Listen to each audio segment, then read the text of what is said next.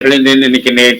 விவேகானந்த கேந்திரம் ஒரே ஆக்டிவிட்டிஸ் மூலம் இப்ப 12ஆம் தேதி இந்த புறச்சூழலை பத்திய அந்த கிராமோதய பார்க்குன்னு ஒரு இயக்கம் இருக்க, அதனுடைய டிஜிட்டல் ஃபார்ம் இந்த விஜய் சேகர் ரொம்ப உலக புகழ்பெற்ற இது கம்யூனிகேஷன் எக்ஸ்பர்ட் அவர் அதை வடிவமைச்சிருந்தார். அதுல அதை அன்னைக்கு ஒரு பிரம்மோசனுடைய ஒரு பிரதிநிதியும் மெட்ராஸ் ஐஐடியோட ஒரு சிவில் இன்ஜினியரிங் ப்ரொஃபஸர் திறந்து வச்சாங்க. ரொம்ப பிரமாதமான வரவேற்பு, ரொம்ப நல்லா இருந்தது. அது ஒரு நிகழ்ச்சி. ரெண்டாவது 65 வயசுக்கு மேற்பட்டவங்களுக்காக ஒரு ஸ்பிரிச்சுவல் ரிட்ரீட் இன்னைக்கு ஆரம்பம். என் ரூமெல்லாம் ஜெயின்னு நல்லா கொஞ்சம் வயசானவங்க இருந்தாலும் ரொம்ப உற்சாகம். இப்ப 28ஆம் தேதியில இருந்து குழந்தைகள் கலை விழா ஸ்கூல் அளவுல, ஒன்றிய அளவுல, மாவட்ட அளவுல 3 தடவை சலிச்சு பிரில்லியன்ட் குழந்தைகள்லாம் வரப்போகுது. அதனால அப்புறம் பொங்கல், மாட்டுப்பொங்கல் ரொம்ப அதெல்லாம் வாட்ஸ்அப்ல நீங்க பார்த்திருப்பீங்க. மாட்டுப்பொங்கல் ரொம்ப பிரமாதமாக இருந்தது. நல்ல கேந்திரத்துல ஒரு 100 பசு மாடுகள் இருக்கு. நல்ல முறையில பூஜை பண்ணி அதுக்கெல்லாம் பொங்கல் போட்டு, அதனால ஒரே விழா கோலம் தான். அப்புறம் இப்ப வழக்கமாவே டிசம்பர் ஜனவரி ஐயப்பா பக்தர்கள்லாம் நிறைய வருவாங்க. கியூல எல்லாம் விவேகானந்த ராக் மெமோரியல் பாக்குறதுக்கு 4 மணி நேரம் கியூல நிக்க வேண்டியதா போச்சு. அதையும் அவங்க ஸ்பீடப் பண்ணல பாவம். அதனால இது ஒரு இப்ப ஒரு விழா கோலத்தில இருந்து வீட்டு பண்டிகைகள் மாதிரி இப்ப இன்டர்னல் கேம்ப்ஸ் இப்ப இருந்து ஆரம்பிச்சா பிப்ரவரி 2 வரையிலும் கேம்ப் தான். அதுல பிப்ரவரி 2ல இந்த யோக சாஸ்திர சங்கமம், பிண்டாட்டு ஐக்கியம் அப்படின்னு சொல்லி அகத்துல உள்ளதான் புறத்துல இருக்குன்னு யோக வாசிட்டத்தை பத்தி அதை பத்தி ஒரு பிரமாதமான கான்ஃபரன்ஸ் நடக்க போகுது. இந்த புறச்சூழல் கிராமோதய பார்க் டிஜிட்டல் எக்ஸாமினேஷன் போதே எல்லாருக்கும் சொன்னோம். அதாவது எவ்வளவுதான் உலகத்தை திருத்தினாலும் நம்மை திருத்தாத வரை நம்முடைய புறச்சூழல் திருந்தாது அப்படின்னு. அதுக்கு சாந்தோக்கியோபனிஷத்துல ஒரு பிரமாதமான மந்திரம் இருக்கு. குரு சொல்றார் சிஷ்யனை பார்த்து, வெளி உலகத்தை பாரு, வெளி உலகத்துல என்னென்னலாம் இருக்கோ அதெல்லாம் உனக்குள்ள இருந்து வந்துதான் அப்படிங்கிறார். அப்படியே ரமண மகரிஷி, அப்படியே ஆதிசங்கரர், அப்படியே யோக வாசிஷ்டம், தட்சிணாமூர்த்தி தோத்திரம் எல்லாத்துலயும் இந்த உலகத்தை திருத்துவது, நம்மை திருத்துவது தான் ஆரம்ப கட்டம் அப்படிங்கிற இந்த பிண்டாண்ட ஐக்கியத்தை சாந்தோக்கியோபனிஷம் தான் எல்லாத்துக்கும் மூலம். அதுல இருந்து எடுத்து எல்லாரும் விளக்கிறதெல்லாம் ரொம்ப ஒரு நல்ல அனுபவம். இந்த யோக சாஸ்திர சங்கமம் அந்த ஹைலைட் பண்ற 100க்கும் மேற்பட்ட ஆராய்ச்சி கட்டுரைகள்லாம் வரப்போகுது. அது புஸ்தகமாக வரப்போகுது. ரொம்ப கேந்திர அட்மாஸ்பியரை ரொம்ப இட் இஸ் சார்ஜ்டு, அந்த மாதிரி ஒரு அனுபவமாக இருக்கிறது. அதனால இன்று முதல் அதுல ஒரு அடிப்படையான விஷயம் கலைகள் அனைத்திற்கும் பிறப்படும் சிதம்பரம் என்று. இந்த சிதம்பரத்தோட முக்கியத்துவத்தையும் அழகையும் மொழியில, நடனத்துல, சங்கீதத்துல, வேதத்துல இதுலெல்லாம் சிதம்பரம் நடராஜனுடைய முக்கியத்துவத்தை பத்தி சொல்லவே முடியாது. அப்படிப்பட்ட இன்றைக்கு அது இலக்கியம், ஆன்மீகம் அப்படிங்கிறத தாண்டி சமயம், சயின்ஸ் அந்த லெவல்ல எல்லாம் ரொம்ப நிறைய சொல்லியிருக்கேன். இல்லையா, பிரிகோகினை பத்தி நிறைய பேர் பேசியிருக்கோம். அப்புறம் ஆர்தர் ஐசன்பர்க் பத்தி நிறைய பேசியிருக்கோம். பிரிஜாப் சாப்ரா பத்தி நிறைய பேசியிருக்கோம். இவங்கெல்லாம் இந்த மாதிரி ஒரு சிம்பலைசேஷன் ஆஃப் த அல்டிமேட் ரியாலிட்டி எப்படி பண்ணியிருக்காங்க அப்படின்னு அப்படியே பிரமிச்சு போறாங்க. அப்படிப்பட்ட அந்த சிதம்பரம் நடராஜரை வணங்கி அவரை பற்றி சில கருத்துக்களை நாம் இன்றைக்கு பார்க்க வேண்டும். இந்த சிதம்பரம் கோவிலே ஒரு அற்புதம்னு பார்த்தோம். அதுல 5 சபைகள் இருக்கின்றன. பெருமன்றங்கள் அப்படிங்கிற ரொம்ப அழகான வார்த்தை. அப்புறம் சபாநாயகர்ங்கிற சொல்லையே ஆதிசங்கரர் மீனாட்சி சுந்தரம், மீனாட்சி பஞ்சரத்னத்துல பயன்படுத்தி இருக்கிறார். அதனால இந்த சபை அப்படிங்கிறத அது ரங்கராஜன் அப்படிங்கிறதும் சபாநாயகருங்கிறதும் ஒரே அர்த்தமுடைய வெவ்வேறு சொற்கள் அப்படின்னு காஞ்சி பெரியவர் சொல்லுவார். அதனால இந்த நடன சபைக்கு அவர் தலைவர், இந்த உறங்கும் சபைக்கு இவர் தலைவர். அதை பத்தி இலங்கை அரசன் பரராச சிங்கன் எழுதிய அந்த பாட்டை மேஜ மேல வச்சிருக்கேன். அடுத்த வாரம் பார்ப்போம். ரொம்ப அவருடைய அந்த 2 பேருடைய பாதுகாப்புனால தமிழ்நாடு எவ்வளவு பாதுகாப்பா இருக்கிறது அப்படின்னு அந்த பரராச சிங்கன் கவிதையில எழுதியிருக்கிறான். இந்த சிதம்பரத்துல 5 சபைகள், பெரும் மன்றங்கள் என்று பெயர். அம்பலம் சொல்லுவார், அம்பலத்து ஆடுவார், அம்பலத்து ஆடுவார், அம்பல வாணர், அம்பல கூத்தர் அப்படின்னு எல்லாம் அங்க இருக்கிற நடராஜரை போற்றுவார்கள். அதுல ரொம்ப முதலாவதாக சொல்லப்படுவது சிற்றம்பலம். இந்த சிற்றம்பலம்ங்கிறதுல இருந்துதான் சிதம்பரம்ங்கிற பேரு வந்தது. ராத்தாவும் பல இடங்கள்ல. அப்ப ஆதித்ய சோழனின் மகன் முதல் பராந்தகன் இதற்கு பொன் வைந்தான். அதற்கப்புறம் ஒரு ஆதித்ய சோழனும் கொஞ்சம் பொன் வந்ததாக இருக்கிறது. இதன் 5 படிகள் பஞ்சாட்சரப்படி என்று பெயர். நம்ம கோவில்கள் எல்லாம் இந்த நிலைப்படி இருக்கு பாருங்க, அதுவே ரொம்ப ரொம்ப முக்கியமானது. ஏற்கனவே திருப்பதியில ஸ்ரீரங்கத்துல அந்த பட்டியை பற்றி படியிருக்கிறோம். இந்த பஞ்சாங்கர படியில தான் அது பக்கத்துல 2 யானை மாதிரி வச்சிருப்பாங்க. யானையுடைய தும்பிக்கை மாதிரியே படிகளுடைய அந்த கைச்சுவர்கள் அமைந்திருக்கும். அதுல யானை உருவங்கள் பொறிக்கப்பட்டுள்ளன. 14 சைவ சாஸ்திரங்களில் ஒன்று யானையால் தும்பிக்கையால் எடுக்கப்பட்டு நடராஜர் திருவடியில் வைக்கப்பட்டது. அதற்கு திருக்களிற்றுப்பாடியார் என்ற பெயர். இப்படி இறைவனை ஏற்றுக்கொண்டதாக பல குறிப்புகள். அந்த மாதிரி மாணிக்கவாச சுவாமிகளுக்கு அவர் எழுதின அந்த திருக்கோவையார பகவானே கையாலேயே எழுதினதாகவும் அதனுடைய ஓலைச்சுவடிகள்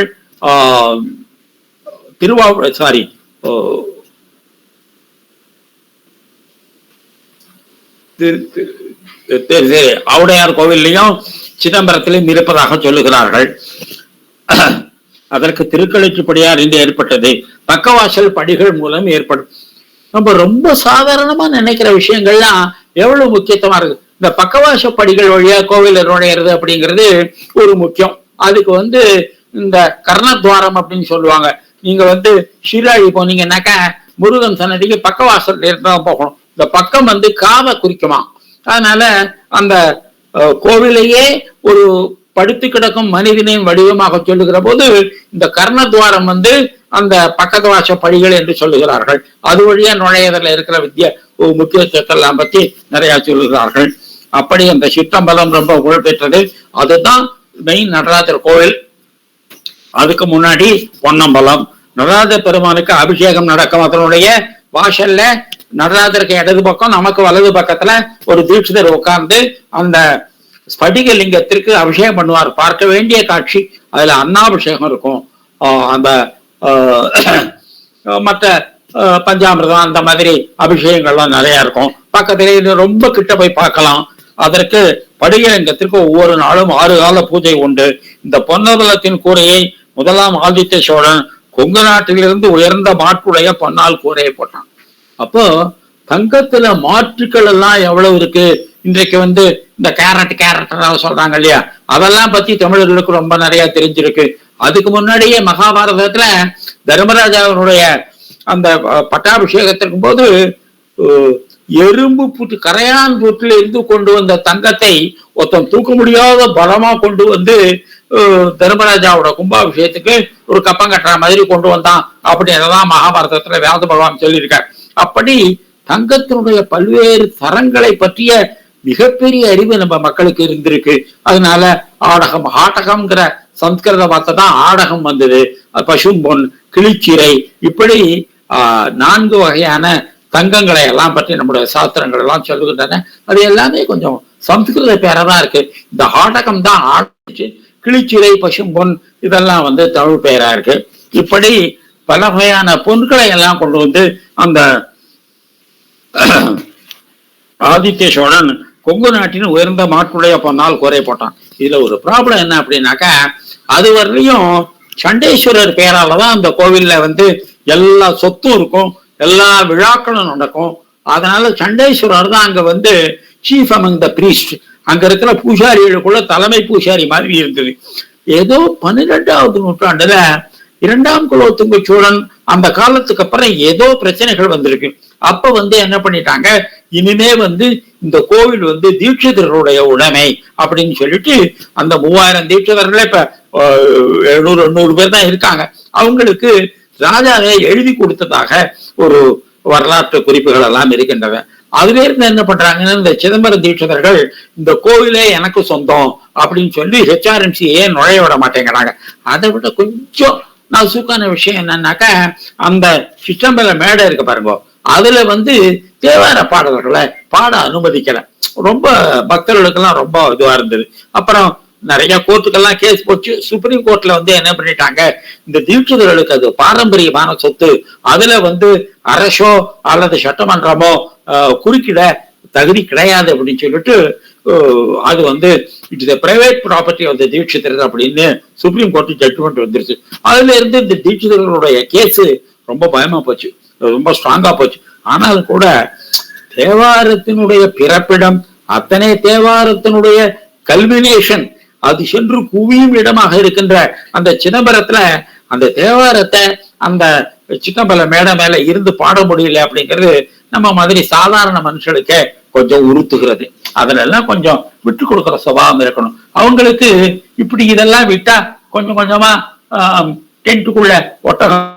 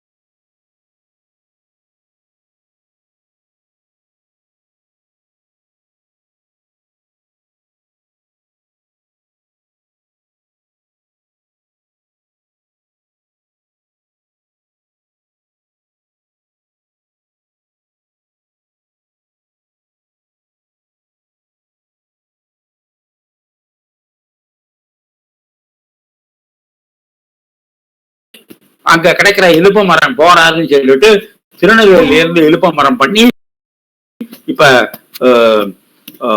திருவிடைமுதூர்ல 5 தேரோட உற்சவம் நடக்கிறது. அந்த தேருடைய நிர்மாணத்துல உதவியா இருந்தவர் வந்து ஒரு நல்ல சொற்பொழிவாற்றினார். எப்படி வந்து இந்த பெரிய காரியத்தை, இந்த காலத்துல இவ்வளவு பெரிய ஒரு காரியத்தை 5 தேர் அப்படின்னா ஒரு தேர்லயே தீந்து போயிடும். 5 தேர் செய்வது அப்படின்னு சொன்னா எவ்வளவு பெரிய காரியம் என்று ஒரு பெரிய அறிஞர் எடுத்து விளக்கினார். அதனால அதுல ரொம்ப முக்கியமா கவனிக்க வேண்டிய விஷயம், பிறப்பினால சிவனுடைய குழந்தையா இல்லாத சண்டேஸ்வர நாயனாருக்கு முருகனுக்கும் பிள்ளையாருக்கும் சமமான ஒரு இடத்தை சைவம் கொடுத்திருக்கிறது. அப்ப பக்தனுக்கு அவ்வளவு பெரிய இடம். இங்க பஞ்சமூர்த்திகளும் எழுந்தருள்வார். செம்பும் தாளமும் செய்யப்பட்டது. இந்த திருவாவடுதுறையில எப்படி திருஞான சம்பந்த சுவாமிகளுக்கு பார்வதி தேவி இவ்வளவு சின்ன குழந்தைக்கு கைவலிக்குமேனு பொன்னால தாளம் கொடுத்தாலோ, அந்த மாதிரி இங்க ஒரு தேவ சபையில பொன் தாளமும் கொடுக்கப்பட்டது. இது நடராஜர் சந்நிதிக்கு எதுக்க இருக்கு. மண்டபம் நந்தவனம் அமைத்தான், திருமுறைகளை செப்பேடுகளில் பொறித்தான். இது வந்து நமக்கு ரொம்ப சாதாரணமான விஷயம் தெரியலாம். இப்ப சென்ற ஆண்டு சீர்காழியில ஏதோ ஒரு தோட்டத்துல தோண்டுகின்ற போது நிறைய இதுல கொஞ்சம் தேவார பாடல்கள் புதுசா கூட இருக்கும் அப்படின்னு அறிஞர்கள் எல்லாம் சொல்லுகிறார்கள். அதெல்லாம் எடிட் பண்ணி இன்னும் பப்ளிஷ் ஆகல. பப்ளிஷ் ஆனா நமக்கு விஷயம் தெரியும். இந்த செப்பேடுகளை பதிப்பதனால என்ன ஆகும், இந்த கால வெள்ளத்துல சில கவியறிகள் அடித்து கொண்டு போகாமல், அதுவும் குறிப்பா பாடபேதங்கள் ரொம்ப வந்துடும். அதனால ஆனாலப்பட்ட திருக்குறளே இதுக்கு மாறல அப்படின்னு சொன்னா மத்தத்தை பத்தி எனக்கு சொல்ல, வேதத்திலேயே கடோபனிஷத்தையே ஒரு வார்த்தையை பத்தி பாடபேதம் ஒன்று சொல்லுவாங்க. அப்புறம் கம்பராமாயணத்துல இந்த மிகைப்பாடல்கள் அடிச்சிருக்கிறத பார்த்தா நூற்றுக்கணக்கான ஆயிரக்கணக்கான பாடல்கள் இருக்கும். அதனால இந்த கால வெள்ளத்துல அந்த நூலினுடைய மூலப்பாடம் அழிஞ்சு போகாம காப்பது இந்த செப்பேடுகள்ல பொறிப்பதனால வருகின்றது. அதனால இந்த தேவார பதிகங்களை செப்பேடுகள்ல பொறிப்பது ஒரு பெரிய காரம். அடுத்தது நிறுத்த சபை, ஊர்வ தாண்டவம் நடந்த இடம். எல்லா இடத்துலயும் சிவபெருமான் வந்து இடது பதத்தை தான் தூக்கி ஆட்டுவார். அப்புறம் தன்னுடைய வலது கையால இடது பாதத்தை சுட்டி காட்டுவார். அப்ப இடது பதம் தூக்கி அப்படின்னு எல்லாம் பாடல் எல்லாருக்கும் தெரியும். அப்படி அதுக்கு மாற்றா 2 இடத்துல மட்டும் சுவாமி வலது கால தூக்கி இருப்பார். ஒன்று வரகுண பாண்டியனுடைய வேண்டுகோளின்படி கால்மாடி ஆடியது இந்த திருவிளையாடல் புராணத்துல ரொம்ப முக்கியமானது. அதனால வெள்ளி சபை எனப்படும் இந்த ரஜத சபைன்னு சொல்லுவாங்க. இந்த மதுரையில சிவன் வந்து கால்மாடி ஆடினார். ஊர்துவ தாண்டம் ஆடுற போது இடது கால கொஞ்சம் மேல தூக்குறது கொஞ்சம் கஷ்டமா இருக்கும் போல இருக்கு. அதனால வலது கால தூக்கினார் அப்படின்னு இந்த ஊர்துவ தாண்டமும் அங்கு சித்தரிக்கப்பட்டிருக்கிறது. அதனால அதுக்கு நிறுத்த சபை அப்படின்னு பேரு. அதுக்கு அடுத்து இந்த ராஜசபை. இந்த ராஜசபை இந்த சிவகங்கை குளத்துக்கு கீழ்மட்டத்துல இருக்கு. 1000 கால்கள் உடைய ரொம்ப அழகான மண்டபம், ரொம்ப ஒரு மெஜஸ்டிக்கா இருக்கும். அந்த குளத்துல அந்த ராஜசபையினுடைய நிழல் அது ரிஃப்ளெக்ட் ஆகிற போது பாக்குறதுக்கு ரொம்ப அருமையா இருக்கும். அதுக்கு மேற்கே சிவகாமி அம்மனுடைய கோவில். நான்லாம் போன போது ரொம்ப சின்னதா இருந்தது. இப்ப முழுஷா எடுத்து கட்டினதுக்கு அப்புறம் பார்த்தா ரொம்ப பிரமாதமா இருக்கு. அதனால இந்த 1000 கால் மண்டபம், சிவகங்கை குளம், அப்புறம் சிவகாமி அம்மன் சன்னதி, இந்த மூணும் ஒன்று கொண்டு, அப்புறம் ஒற்றை காலோட ஒரு சின்ன கோவில். அந்த கோவிலுக்கு 3 பக்கமும் சோறு. அதுல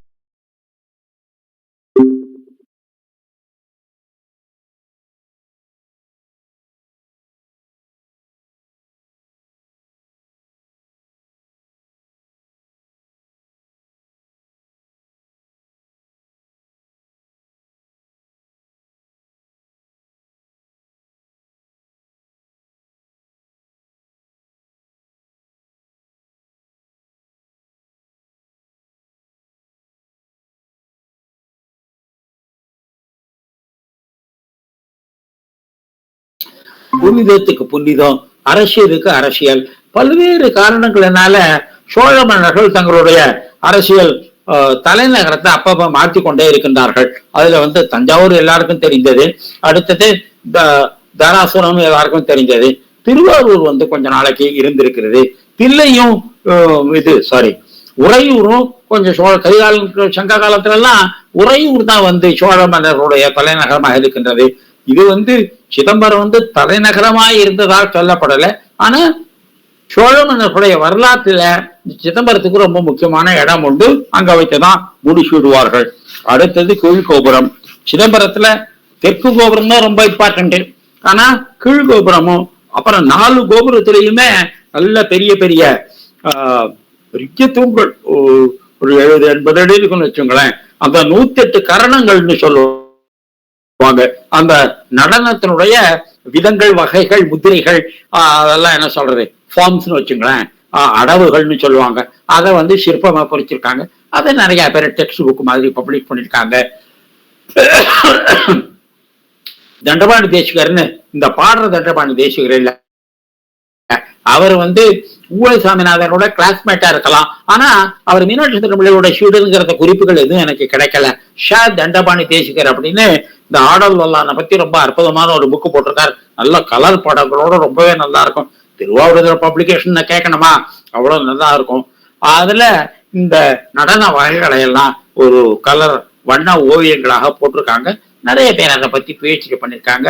இப்படி வருஷம் அந்த சிதம்பரம் கோவிலுடைய கீழகோபுர வாசல்ல இருந்து வந்தீங்கன்னாக்க ஒரு நடன சபை ஒண்ணு இருக்கும். அங்க வருஷம் ஒரு டான்ஸ் ஃபெஸ்டிவல் நடத்துறது. எப்படி இப்ப தியாகராஜா ஃபெஸ்டிவல் நடக்கிறது திருவையாறுல, அப்ப போய் ஒவ்வொரு every musician working is name, அவன் திருவாரூர் போய் தியாகராஜா பாட்டு பாடுவானோ அந்த மாதிரி இந்த நடராஜருடைய சந்நிதியில போய் ஆடுவது, அவருடைய ஆசீர்வாதத்தை வாங்கிக் கொள்வது அப்படின்னு இந்த ஆடலரசனுடைய சந்நிதியில போய் அங்க ஒரு கிழக்கு கோபுர வாசல்லையே ஒரு அரங்கம் அமைத்திருக்கிறார்கள். அங்க ஆடுவார்கள். இப்படி யாரு நம்ம அழிவுக்கு தெய்வம் என்று சொல்லுகிறோமோ அவர் இப்படி கிரியேட்டிவா இவ்வளவு ஒரு புத்துணர்வை தருகின்ற, இவ்வொரு ஒரு கலை உணர்வை தூண்டுகின்ற, மனித கற்பனையினுடைய மிக ஆழத்தை தொட்டு பார்க்கின்ற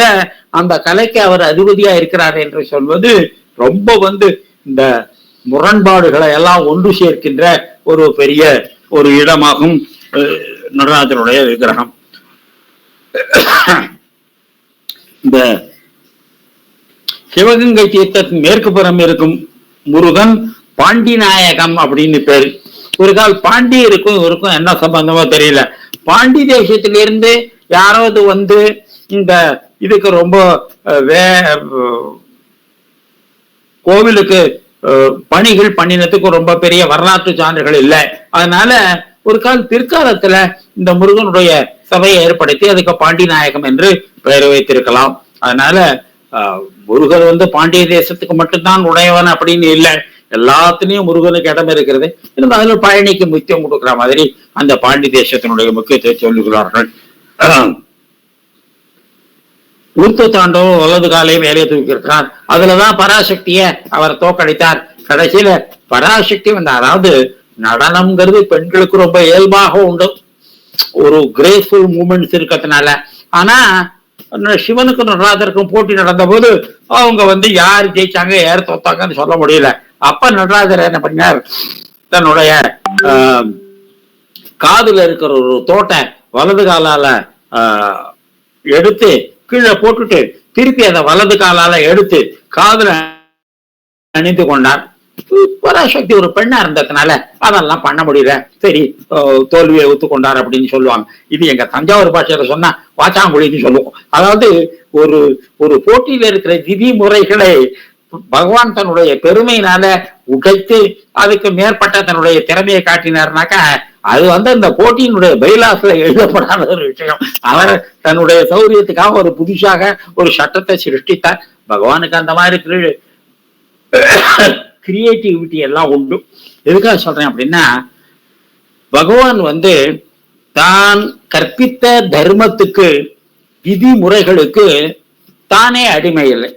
அதனால அவர் கர்த்தும் அகர்த்தும் அந்நேதா கர்த்தம், அவரால் செய்ய முடியும், செய்ததை அழிக்க முடியும், வேறு விதமாக செய்ய முடியும். இது ஸ்தாபன அமைப்புல எல்லாவற்றிலையுமே இந்த மாதிரி ரெசிடியூவல் பவர்ஸ் சொல்லுவாங்க. இப்ப தமிழ்நாடு அரசாங்கத்தோட ஸ்பீக்கர் இருக்காருன்னு வச்சுக்கோ, அந்த ஸ்பீக்கர் சட்டப்பூர்வமா சொல்லப்படாத பல விதிகள் எல்லாம் என்ன பண்ணுவார், அவர் சொல்லிடுவார், அவர் சொன்னதான் சட்டம், அதை நீங்க கோர்ட்ல கேஸ் பண்ண முடியாது. ரெசிடியூவல் பவர்ஸ் சொல்லுவாங்க. அந்த மாதிரி கவர்னருக்கு பதவி உண்டு, ஒரு அதிகாரம் உண்டு. அந்த மாதிரி ராஷ்டிரபதிக்கு அதிகாரம் உண்டு. ஏன்னாக்கா சட்டங்கிறதே வாழ்க்கையினுடைய எல்லா அம்சங்களையும் கவர் பண்ண முடியாது. லைஃப் இஸ் லார்ஜர் தேன் லான்னு சொல்லுவாங்க. வாழ்க்கை என்பது சட்டத்தை விட மிக பெரியது. வாழ்க்கையில வருகின்ற ஒவ்வொரு சம்பவத்தையும் ஒவ்வொரு ஆப்பர்ச்சுனிட்டியையும் சட்டபூர்வமா நம்ம வரையறுக்க முடியாது. அப்ப என்ன பண்ணுவாங்க, இதில் சொல்லப்படாத விஷயங்களில் ஸ்பீக்கருக்கும் கவர்னருக்கும் பிரசிடென்ட் ஆஃப் இந்தியாவுக்கும் அதிகாரம் உண்டுன்னு சொல்லிடுவாங்க. அதை நீங்க கோர்ட்ல கொஸ்டின் பண்ண முடியாது. அப்ப ரெசிடியூவல் பவர்ஸ் சொல்லுவாங்க. இந்த ரெசிடியூவல் பவர்ஸ் இல்லைன்னா என்ன ஆகும், எல்லாத்தையுமே சட்டபூர்வமா ஆக்க முடியாத ஒரு கட்டாயம் உண்டாகும். அதனால அப்பப்ப விதிகளை மீறுவது உண்டு. ராமர் வாலிய மறைந்திருந்து கொன்றது, அப்புறம் தர்மராஜா துரோணரை வதைப்பதற்காக ஒரு பொய் சொன்னது, இதெல்லாம் அவங்களுக்கெல்லாம் அதிகாரம் உண்டு. ராமகிருஷ்ண பரமஹம்சருக்கும் இந்த மாதிரி பேச்சு வருது.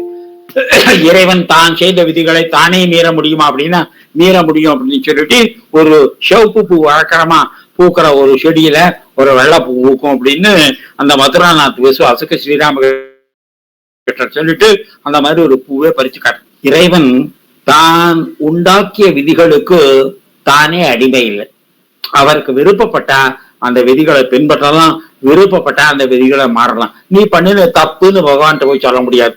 ஏனென்றால் அவர் உண்டாக்கிய விதிகளுக்கு அவர் உட்பட்டவர் இல்லை.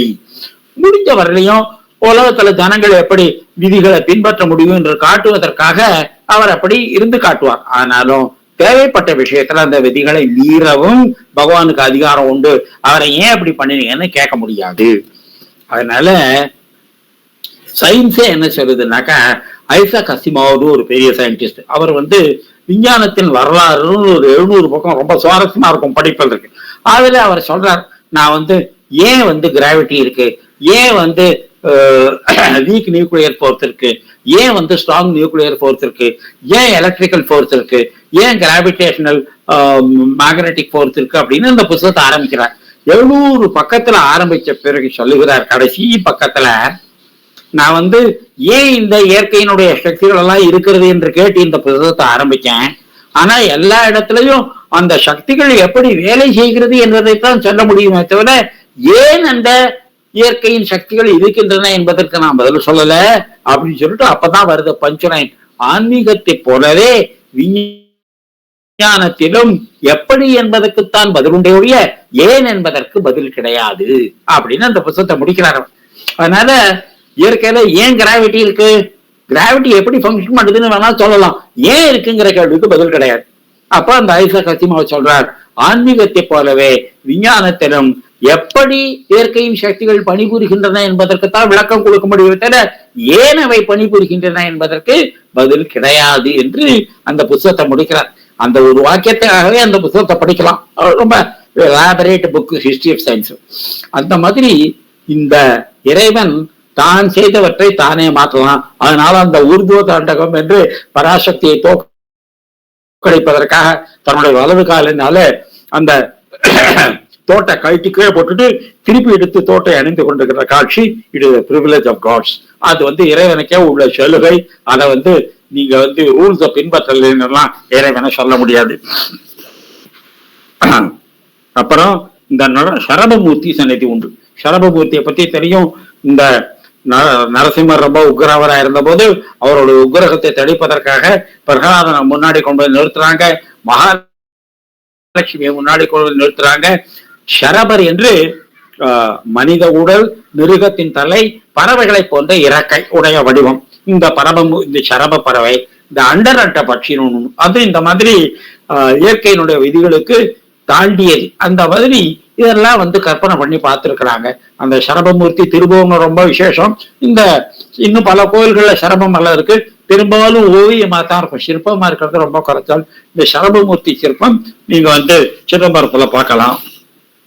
நடராஜரின் சந்நிதியின் சுற்று வழியில் கம்பத்து இளையனார் முருகப்பெருமான் தூண்ல தோன்றினர் என்பது அருணாச்சல அண்ணாமலை கோவில்ல நுழைஞ்ச உடனே இடது பக்கத்துல கம்பத்து இளையனார் சந்நிதின்னு பேரு. முருகனுக்கு ரொம்ப சின்ன தலம், அருணகிரிநாதருக்கு காட்சி கொடுத்த தலம். அந்த முருகனை கம்பத்து இளையனார் என்று சொல்லுகிற வழக்கம் நான் அங்கதான் உண்டு நினைச்சேன். இன்னைக்கு பார்த்தா சிதம்பரத்திலையும் அந்த வழக்கம் உண்டு. அப்புறம் தாயுமானவர், சுப்பிரமணியர், திருமுறை காட்டிய விநாயகர், இதை பத்தி போன தடவை சொன்னோம். இந்த திருமுறைகள் எல்லாம் காலப்போக்கில் மறைஞ்சு போச்சு. நான் போன தடவை தவற ஒரு தகவல் சொன்னேன், அதை திருத்திக்க எனக்கு ஒரு வாய்ப்பு. இந்த திருநாரையூர் அப்படின்னு நம்பியாண்டார் நம்பி வாழ்ந்த அந்த ஊர் நாச்சியார் கோயில்னு தப்பா சொல்லிட்டேன். அது எனக்கு ஏற்கனவே தெரியும், எப்படியோ வாய் தவறா வந்துருது. காட்டுமன்னார் கோயிலுக்கு பக்கத்துல இருக்கு திருநாரையூர். அந்த ஊர்ல தான் இந்த பொல்லா பிள்ளையார்னு இருக்கார். அவரை தான் நம்பியாண்டார் நம்பி வழிபட்டு திருத்தொண்டர் அந்தாதி என்ற பாட்டு பாடினார். அப்புறம் இது சுந்தரர் காலத்துக்கு கிட்டத்தட்ட சமமா இருக்கலாம். சுந்தரர் திருத்தொண்டர் அந்தாதி பாடினார். அதுக்கப்புறம் அதுல அவருடைய அப்பா அம்மா இதெல்லாம் பேரெல்லாம் வரல. அதுக்கப்புறம் பிற்காலத்துல வந்தவங்க இந்த 63 நாயனார்களை பண்ணினார்கள். அந்த நம்பியாண்டார் நம்பிய ராஜராஜ சோழன் கூப்பிட்டு இந்த மாதிரி நம்ம 63 நாயனார்கள்ல அதுல சேர்ந்த சிலர் சேலாவை சிலர் சேர்ந்து மொத்தம் 27 பேர் பாடியிருக்காங்க பன்னிரு திருமுறை. அதெல்லாம் நமக்கு கிடைக்கல அப்படின்னு சொல்லிட்டு நீங்க தான் தேடுறதுக்கு உதவி செய்யணும் அப்படின்னு அவர் பொல்லா பிள்ளையார வேண்டிக் கொண்டு அந்த சிதம்பரத்துக்கு போறார்.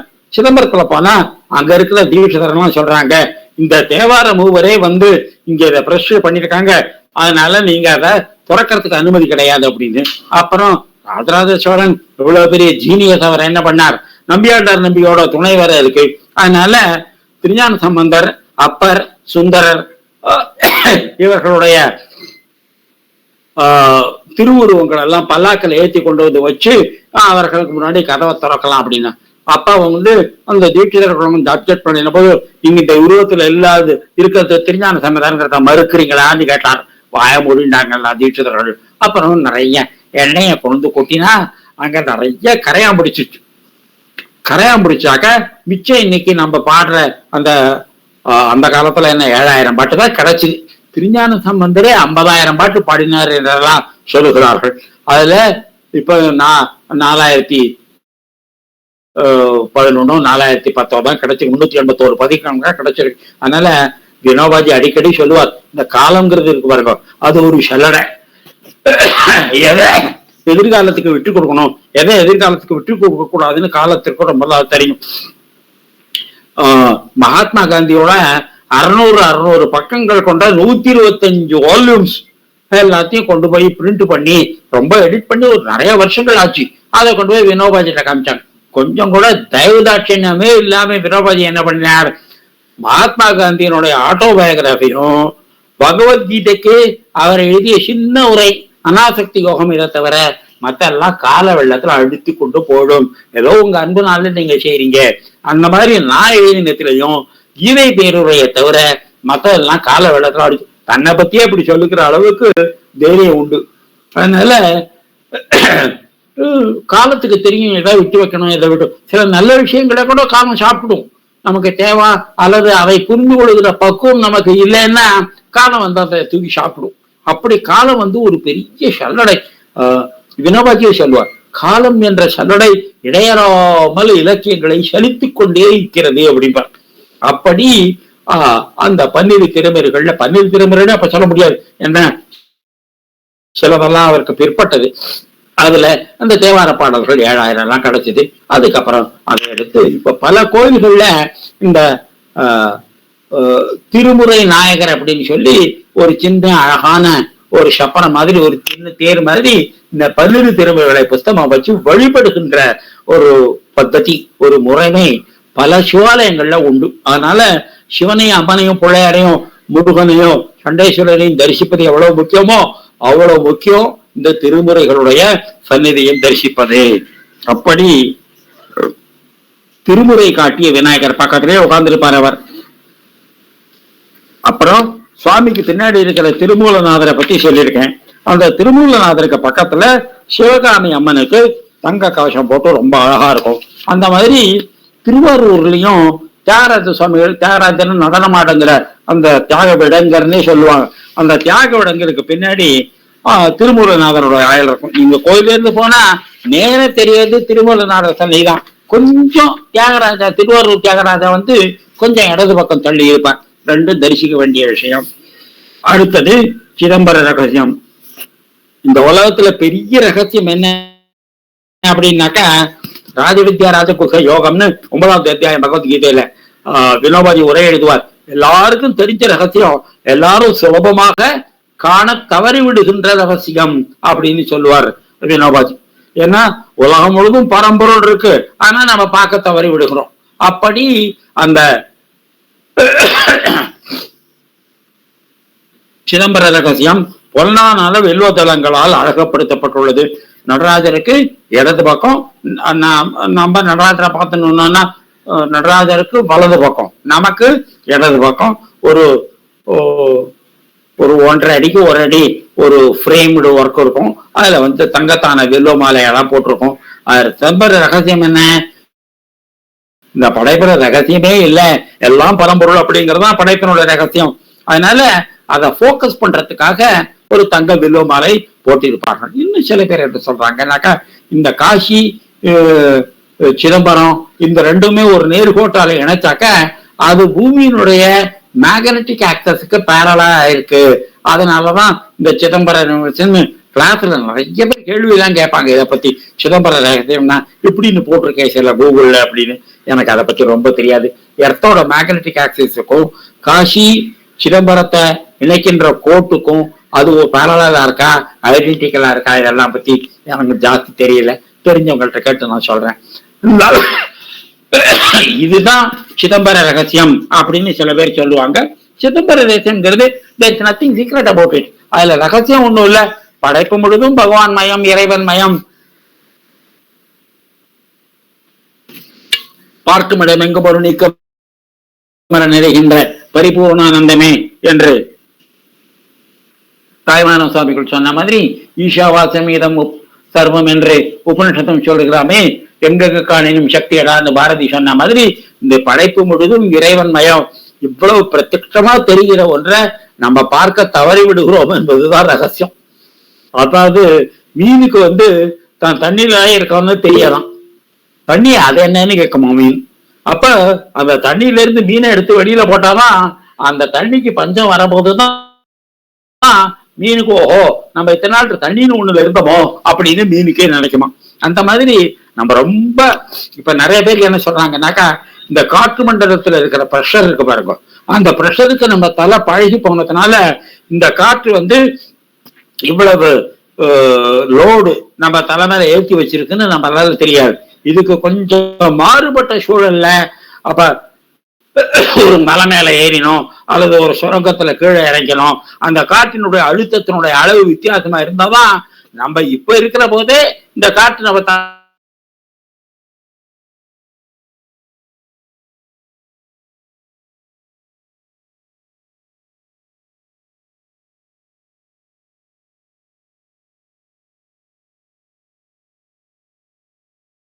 ரொம்ப பக்தியோட சொல்லியிருப்பாங்க. அப்ப இறைவன் எல்லா இடத்திலும் இருப்பவர், தன்னை மறைத்துக் கொள்ளாதவர். நம்முடைய அறியாமையினாலே அவரை மறைந்ததாக நம்ம நினைக்கிறோம். இத பத்தி நிறைய கருத்துக்கள் நிறைய எழுதப்பட்டிருக்கிறது. ஏன் அவர் தன்னை மறைத்துக் கொள்ள வேண்டும் அப்படிங்கிறதுக்கு ஷேக்ஸ்பியரே சொல்றாரு இல்லையா, ஒரு நாடகத்துல ஒரு டிராமால நடிக்கிறவன் என்ன பண்ணணும், தான் தான் அந்த நடிகன் அப்படிங்கிறத மறந்துடும். அப்ப ஒரு ஊர்ல குண்டன் முண்டன் 2 பேரும் தான். அந்த ஊர்ல ராமாயணம் நடந்தது. அந்த ராமாயணத்துல இப்பெல்லாம் மாதிரி வெளியூர்ல இருந்து ஆக்டர்ஸ் எல்லாம் கூப்பிட மாட்டாங்க. உள்ளூர் பசங்க எவ்வளவு மோசமா நடிச்சாலும் சரி அவனதான் நடிகர்களா போடுவாங்க. அப்போ அண்ணன் வந்து நல்லா குண்டா உயரமா இருப்பான், அவனுக்கு வந்து ராவணன் வேஷம். தம்பி வந்து கொஞ்சம் சொப்புலா ரொம்ப சுறுசுறுப்பா இருப்பான், அவனுக்கு அனுமார் வேஷம். ஊர் முழுக்க கூடி இருக்கு ராமாயணம் பார்க்க.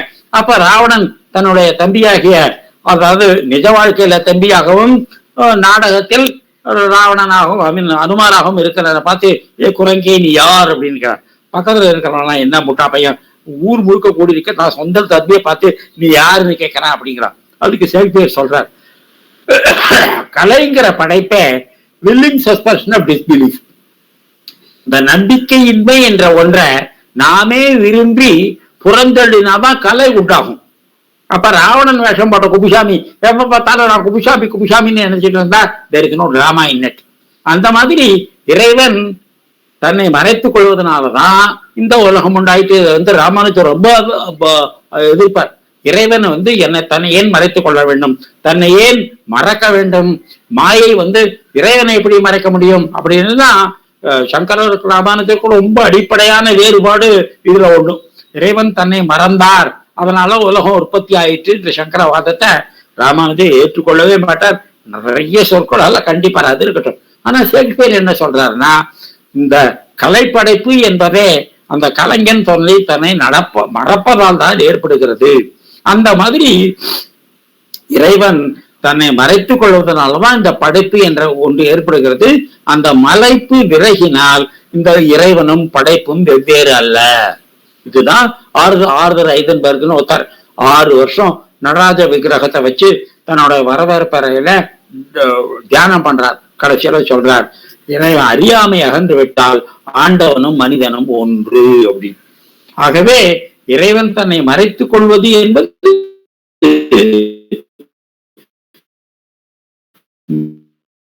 படைப்புக்கு ரொம்ப ஆதாரமானது அப்படின்னு சங்கரருடைய ஒரு அபிப்பிராயம் நினைச்சிருக்கிறார்கள். அதனால இறைவன் தன்னை ஏன் மறைத்துக் கொள்ள வேண்டும் அப்படின்னு கேள்வி கேட்டா நான் பழைய பதிலாக சொல்லுவேன். ஏன் என்ற கேள்விக்கு பதில் கிடையாது. இறைவனுடைய இஷ்டம்.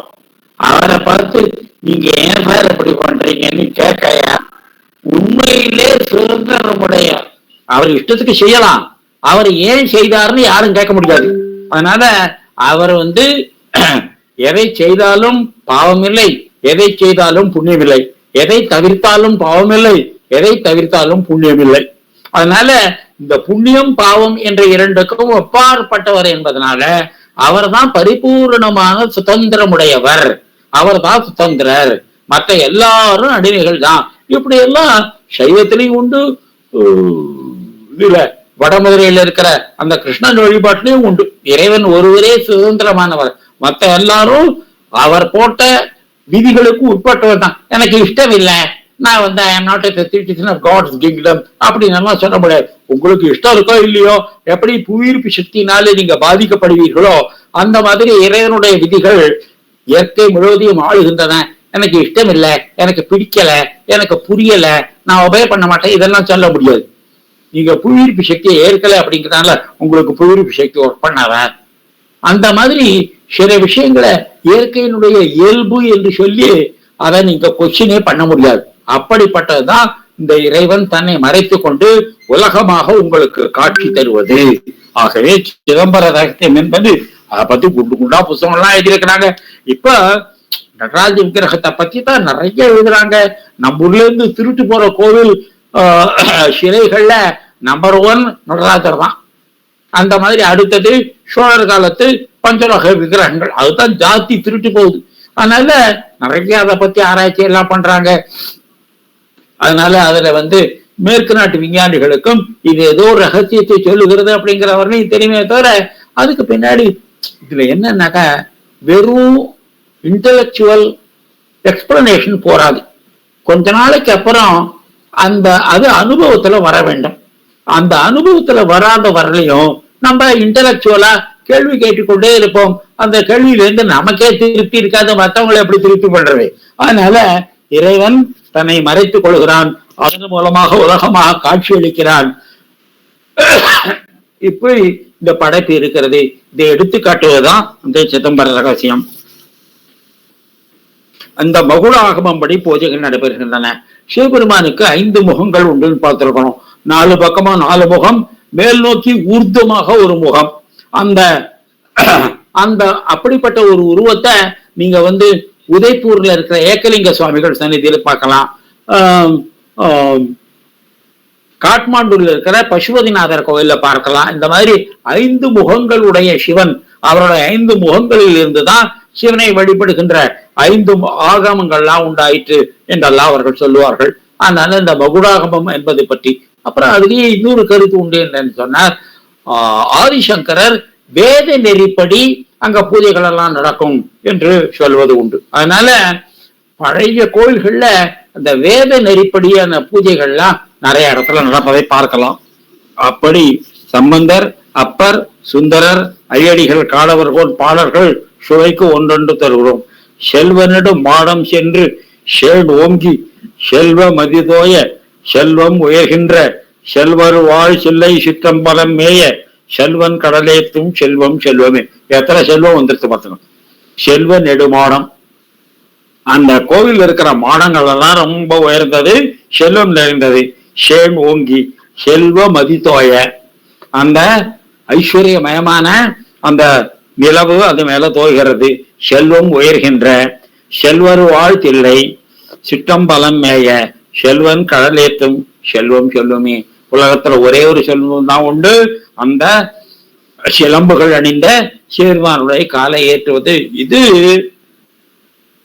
திருஞான சம்பந்தருடைய வாக்கு. அப்படின்னாக்க வாழ்க்கையில் சுச்சீனாம் ஸ்ரீமதாம் கேஹே என்று பகவத்கீதையே வரும். அதாவது ஒரு பிறவியில இறைவனை அடைய முடியாதவர்கள் அடுத்த பிறவி எப்படி அடைப்பார்கள் என்று கீதை சொல்லுகிறது. தூய்மையானவர்களும் செல்வம் நிறைந்தவர்களும், அப்படிதான் நம்ம பண்பாடு செல்வ ஆன்மீகத்துக்கு விரோதமே இல்லை. எத்தனையோ செல்வர்கள், ஜனக மகாராஜா மாதிரி, அஜாத சத்ரு மாதிரி, இந்த மாதிரி எத்தனையோ செல்வந்தர்கள், அஸ்வபதி மாதிரி எத்தனையோ செல்வர்களை உபநிடமே 5 செல்வர்களை குறிப்பிடுகிறது. இந்த அஸ்வபதி, ஜனகர், அஜாத சத்ரு, இந்த மாதிரி அவங்க எல்லாம் பணக்கார ராஜாவா இருந்தே ரொம்ப பெரிய ஆன்மீகவாதிகளா இருந்திருக்கிறார்கள். சுஜீனாம் ஸ்ரீமதாம் கேகே, தூயவர்களாகவும் செல்வந்தர்களாகவும் இருக்கின்ற வீட்டிலே இந்த முற்பிறவிலே யோகத்தினுடைய நிறையை அடையாதவன் இப்பிறவிலே அவங்க வீட்டுல பிறப்பான். அப்ப அவங்க மனசுல நினைச்ச நல்ல காரியங்கள் எல்லாம் தாராளமா செய்யலாம். அதுக்கு காசு ஒரு தடையா இருக்காது. அப்ப அது பகவான் கொடுத்த வரம். அப்படி செல்வ நெடுமாடம், செல்வமதி, செல்வம் உயர்கின்ற செல்வர் வாழ்த்தில்லை சிற்றம்பலம் மேய செல்வன் கடலேத்தும் செல்வம் செல்வமே. இறைவனுடைய காலில் அணிந்திருக்கிற அந்த ஆபரணம் இருக்கு பாருங்க, அதை கடல்னு சொல்லுவாங்க, சிலம்புன்னு சொல்லுவாங்க, நூபுரம்னு சொல்லுவாங்க. இப்படி பல பெயர்களாக குறிப்பிட தண்டைன்னு சொல்லுவாங்க. முருகனுடைய காலில் இருக்கிறத தண்டை என்று சொல்லுவோம். கண்ணகியினுடைய காலில் இருக்கிறத சிலம்புன்னு சொன்னாங்க. அதே அழகர் கோவில் மதுரை போனீங்கன்னாக்கா அங்க கங்கைக்கு, அங்க இருக்கிற அருவிக்கு நூபுர கங்கைன்னு பேர்.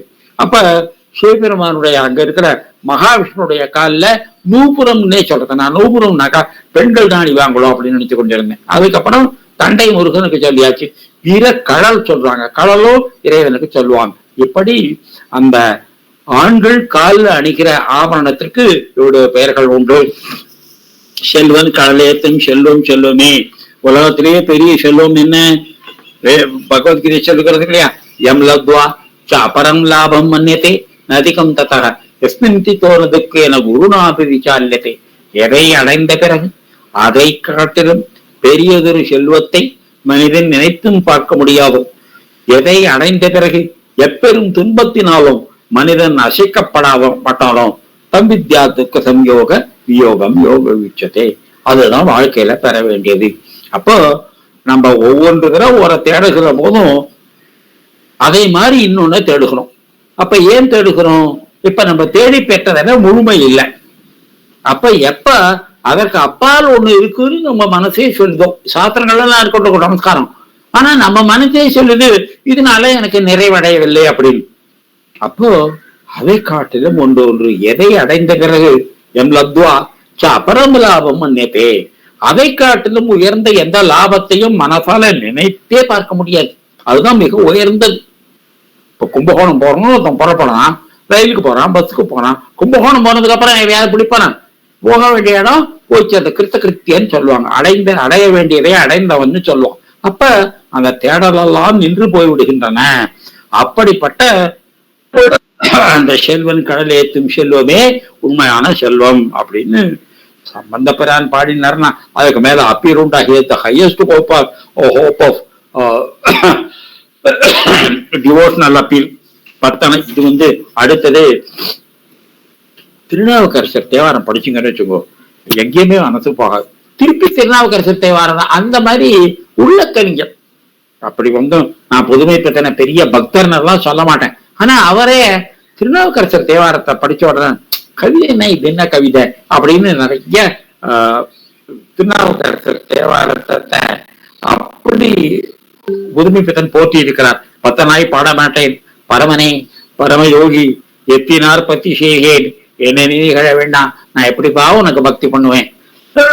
முத்தனே எவர் ஃப்ரீ சுதந்திரா முதல்வா தில்லை அம்பலத்து ஆடுகின்ற அத்தா உன் ஆடல் காண்பான் அடியினேன் வந்தவாறே, உன்னுடைய ஆடலை பார்ப்பதற்காக நான் வந்தேன். அப்போ இந்த திருநாவுக்கரசருடைய பாடல்ல இருக்கிற இனிமை உள்ளம் சேர்ந்த பாடல். கவிதை அப்படின்னால என்ன? உள்ளத்தினுடைய வெளிப்பாடு தான், அறிவினுடைய வெளிப்பாடு இல்லை. ரொம்ப யோசிச்சு கஷ்டப்பட்டுதான் எதிராளி புரிஞ்சுக்கணும் அப்படின்னா நமஸ்காரம், அதெல்லாம் கவிதையெல்லாம் கிடையாது. அது புத்திசாலித்தனம், சாமர்த்தியம், இன்டலெக்சுவல் எக்ஸசைஸ். உள்ள உருகுது பாருங்க, அதுதான் கவி. அதுல ஆண்டாளுக்கும் திருவாசகத்துக்கும் அப்பர் சுவாமிகளுக்கும் மொத்தம் எல்லாம் பரமம். இவங்கதான் முழுக்க முழுக்க 100% உணர்ச்சி வடிவமான கவிதை. யாரோ ஒருத்தன் சொன்னானா, I did not allow my education to interfere with my intellect அப்படின்னு சொன்னோமா. அந்த மாதிரி அப்பர் சுவாமிகளுக்கு இந்த மாதிரி புத்தியினுடைய குறுக்கீடு எல்லாம் கிடையாது. ஆண்டாளுக்கு அந்த மாதிரி கிடையாது. அப்படியே உள்ளத்துல இருப்பத அப்படியே படாத வழியில் அந்த மாதிரி மாணிக்கவாச சுவாமிகள்.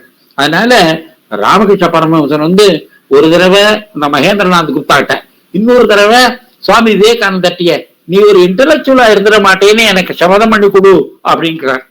அப்ப இன்டலெக்ட்ங்கிறது மானுட உணர்வினுடைய 2வது வெளிப்பாடு தான். முதல் வெளிப்பாடு எது? உணர்வுகள், எமோஷன்ஸ். அந்த எமோஷனை ராகத்வேஷம் என்று பகவத்கீதை சொல்லும். நல்லதை நேசிப்பதும் கெட்டதை வெறுப்பதும், அதுதான் பக்தி யோகத்தினுடைய அடிப்படை. ராமனை நேசிக்கணும், ராவணனை புறந்தள்ளணும். அப்புறம் இது 2ஐயும் தாண்டி போற நிலையெல்லாம் பத்தி பகவத்கீதை பேசுவது, அது அப்புறம் பார்ப்போம். அப்போ நம்முடைய கான்சியஸ்னஸ், நம்முடைய மானுட உணர்வினுடைய அந்த பிரஜையினுடைய முதல் வெளிப்பாடு ராகத்வேஷம் தான். இதைத்தான் மஞ்சக்குடி தயானந்த சரஸ்வதி சுவாமிகள் வாழ்நாள் முழுக்க திருப்பி திருப்பி சொன்னார். நம்ம கேந்திர நண்பர் டாக்டர் ஏ மதன்குமார்னு இதை பத்தியே PhD எல்லாம் பண்ணினார். ரொம்ப உலக புகழ்பெற்ற தீசிஸ் அதுதான். ஆகவே இந்த அறிவு அப்படிங்கிற பாருங்க, அது 2ஆம் நிலை இன்ஃபர்மேட்டிவ் எக்ஸ்பிரஷன் தான். அது மூலம் இல்ல, ஒரிஜினல் இல்ல, ஃப்ரெஷ் இல்ல, இட் இஸ் ஏ டெரிவேட்டிவ். அதனால இன்னைக்கு பகுத்தறிவுன்னு கூத்தி கொண்டாடுறாங்க எல்லாம். இந்த பகுத்தறிவுங்கிறது இந்த உணர்வு அறிவினுடைய எமோஷனுடைய ராகத்வேஷத்தினுடைய ஒரு டெரிவேட்டிவ் தான். அதனால நிறைய பெரிய பெரிய கலைஞர்கள்லாம் சொல்றாங்க, அதாவது உண்மையான உணர்வு இருக்கு பாருங்க, கலை இருக்கு பாருங்க, அதுதான் ஞானத்தினுடைய முதல் படி, அதுதான் ஞானத்தினுடைய முதலாளி. அதுல இருந்து வர புத்தி இருக்கு பாருங்க, அறிவு இருக்கு பாருங்க, ஆகால் நாம் அறிவது என்னவென்றால் இருக்கு பாருங்க. இது ஞானத்தினுடைய செகண்ட் டெரிவேட்டிவ். ஒரு கலைஞன் சொல்றான், இந்த மனித வாழ்வினுடைய துரதிர்ஷ்டம் என்னன்னாக்க, வேலைக்காரியை தூக்கி சிம்மாசனத்து மேல உட்காத்தி வச்சுட்டு எஜமானனை தூக்கி வேலைக்கார பணி செய்ய வைக்கிறான். ஆகவே மனித பிரஜையினுடைய ஆளுமையினுடைய முதல் வெளிப்பாடு அன்புதான். அதனால்தான் அன்பின் வழி உயர்நிலை அப்படின்னாரு வள்ளுவர். அப்புறம் அறிவினால் ஆகுவது உண்டு அப்படின்னாரு அவர். சுவாமி விவேகானந்தரும் அந்த மாதிரி சொல்லியிருக்கார். ஆகவே இந்த எமோஷன்ஸ் இருக்கு பாருங்க, அதுதான் மனித பிரஜையினுடைய முதல் வெளிப்பாடு. இந்த பகுத்தறிவு, லாஜிக்கு, புத்தி, இன்டலெக்சுவலிசம் இதெல்லாம் second derivative, very very very distant derivative.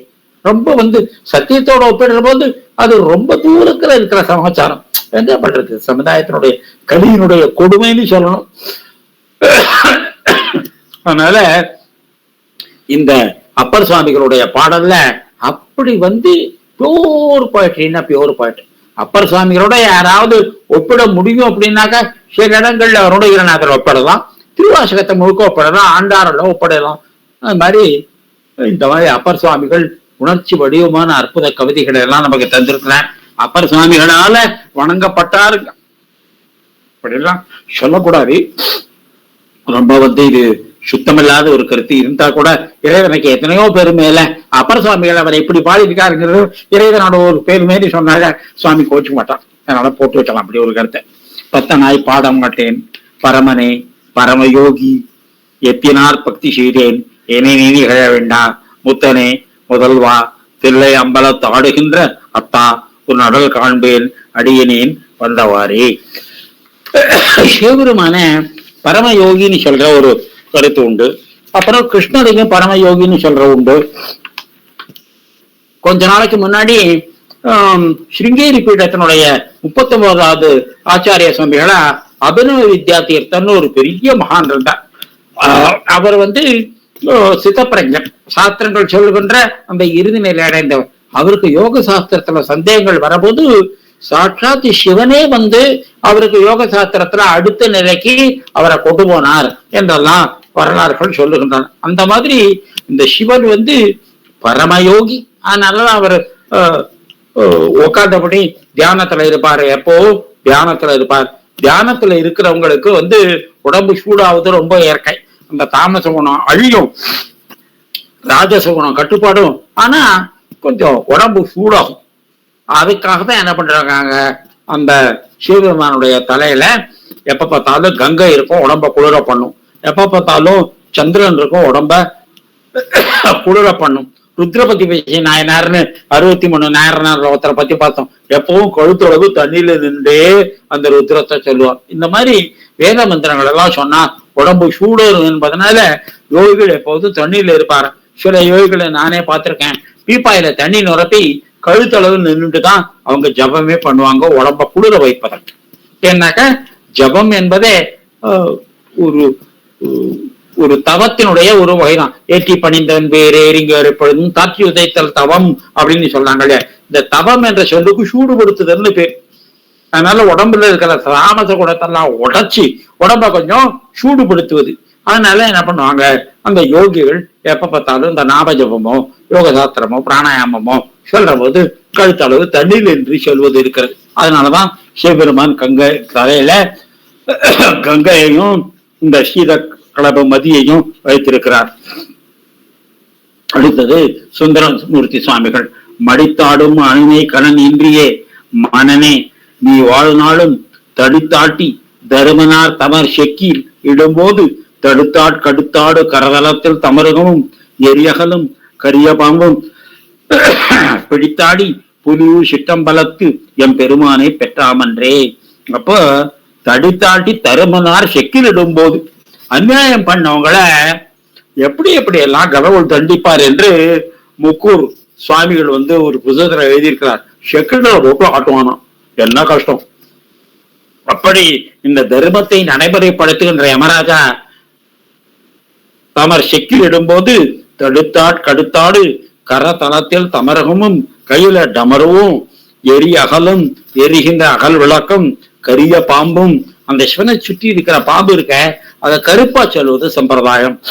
பிடித்தாடி Puliyur சிற்றம்பலத்தின் பெருமானை பெற்றாமன்றே, அப்படிப்பட்ட பெருமானை நான் பெற்றேன் என்று சுந்தரமூர்த்தி சுவாமிகளுடைய தேவாரம்.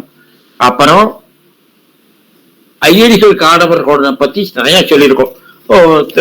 63 நாயனாரை பத்தி சொல்ற போதும் சொன்னோம், காஞ்சிபுரத்துல இருக்கிற கோயில்களை பத்தி பாக்குற போதும் சொன்னோம். அப்ப இந்த ஐயடிகள் காடவர்களுக்கு எங்க போனாலும் ஒரே தீம் தான். அப்ப the sand in the hour glass is running out, உன்னோட ஆயுசு குறைஞ்சு போறது. அதனால இந்த வாழ்கையினுடைய முதுமை உன்னை கவ்வறதுக்கு முன்னாடி நீ இறைவனை பாடு. அவர் ஒரு 52 பாட்டு பாடி இருக்காருன்னு நினைக்கிறேன். இந்த 52ம் இதே தீம் தான் இருக்கும். ஓடுகின்ற நீர்மை ஒழிதலுமே உற்றாரும் கோடுகின்றார் மூப்பும் குறுகிற்று, முதுமை வந்துருச்சு, உற்றாரும் கோடுகின்றார். ரொம்ப சொந்தக்காரங்கன்னு நினைச்சவங்க எல்லாம் கொஞ்சம் ஓடுறாங்க, கொஞ்சம் உளையறாங்க, கொஞ்சம் அப்படி ஒரு வெறுப்பு முகத்துல தோன்ற மாதிரி இருக்கின்றார்கள். நாடுகின்ற நல்ல சிற்றம்பலமே நன்னாமுன் சின்னஞ்சே தில்லை சிற்றம்பலமே சேர். அப்போ நம்ம அந்த யமபுரிய போய் சென்றடைவதற்கு முன்னாடி நீ கொஞ்சம் இங்கே நடராஜ விக்கிரகத்தை சேரு அப்படின்னு முக்தி தரும் தலங்களில் ஒன்றாக தரிசிக்க முக்தி தரும் என்று நடராஜ் சொல்லுவார்கள். ஐயடிகள் காலவர் கோயிலையும் ஒரு ஒரு எலிமெண்ட் ஆஃப் குட் போய்ட்ரி இருக்கும். ரொம்ப புதுப்பித்தன் சொல்லுவார். ரொம்ப நிறைய எழுதுறவங்கள்ட்ட கொஞ்சம் கவிதைக்கு பஞ்சம் வந்துடும். இது அவங்களுடைய கவிதை திறமைக்கு குறைவில்லை, ரொம்ப நிறைய எழுதினதும் அவங்களுடைய குற்றம் அப்படின்னு சொல்லுவாங்க. அதனால இந்த கொஞ்சமா எழுதினாலும் காடவர்களுடைய போய்ட்ரியில ஒரு ஒரு ஒரு என்ன சொல்ற போய்ட்ரி இருக்கும். அவ்வளவுதான் சொல்ல முடியும். அப்புறம் மார்கழி மாத திருவாதிரை ரொம்ப புகழ் பெற்றது. அந்த மார்கழி மாதத்தை அந்த பௌர்ணமி அன்றைக்கு காத்தால களி பண்ணி சாப்பிடுவாங்க. இப்ப ஒரு விழாவினுடைய முக்கியத்துவமே அன்னைக்கு என்ன சாப்பிடலாங்கிறதான் போச்சு.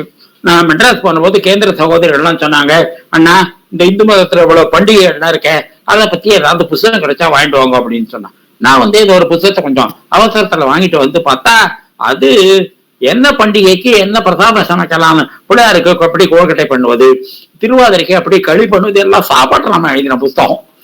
அதுல அந்த பண்டிகைகளுடைய முக்கியத்துவத்துல பேரு இந்து பண்டிகைகளின் முக்கியத்துவம்னு போட்டானே ஒழிய அதனுடைய உண்மையில இட் இஸ் ரிசைட்டி புக்.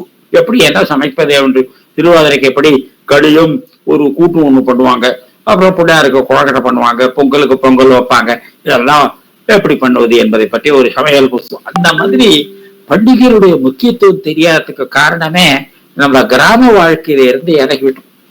மாட்டு பொங்கல் நடத்துது. நம்ம பிள்ளையார் கோவிலுக்கு நிறைய வில்லேஜர்ஸ் வருவாங்க, யாதவ கம்யூனிட்டில இருந்து வருவாங்க. அவங்க எல்லாரையும் கேட்டேன், சார் உங்க ஊர்ல மாட்டு பொங்கலுக்கு பொங்கல் வச்சாங்களா? ஒருத்தர் சொன்னாரு, எங்க ஊர்ல மாடுகளே கிடையாது சார். கன்னியாகுமரி விவசாயத்தை தவிர வேற தொழிலே இல்லாத மாவட்டம், மாடுகளே இல்லை. எல்லா மாடுகளையும் கேரளாக்கு அனுப்பிச்சு வெட்டி மாட்டு கறி பண்ணி சமைச்சு சாப்பிட்டாங்க. அந்த மாதிரி மாட்டு பொங்கல்ங்கிற அந்த அந்த சொல்லுக்கே இப்ப மெட்ராஸ்ல கல்யாணத்துக்கு நொகத்தடி அப்படின்னாக்க ஒரு சாஸ்திரியில 1 அடி நீளத்துக்கு ஒரு நொகத்தடி மாதிரி பண்ணி கொண்டு பாக்கெட்ல வச்சிருப்பார். கல்யாணத்துக்கும் போது அதை மனையில வைப்பாரு. அந்த மாதிரி இன்னும் கொஞ்ச நாள் போனா மாட்டு பொம்மை பண்ணி அதுக்கு தான் பூஜை பண்ணுவாங்கன்னு நினைக்கிறேன்.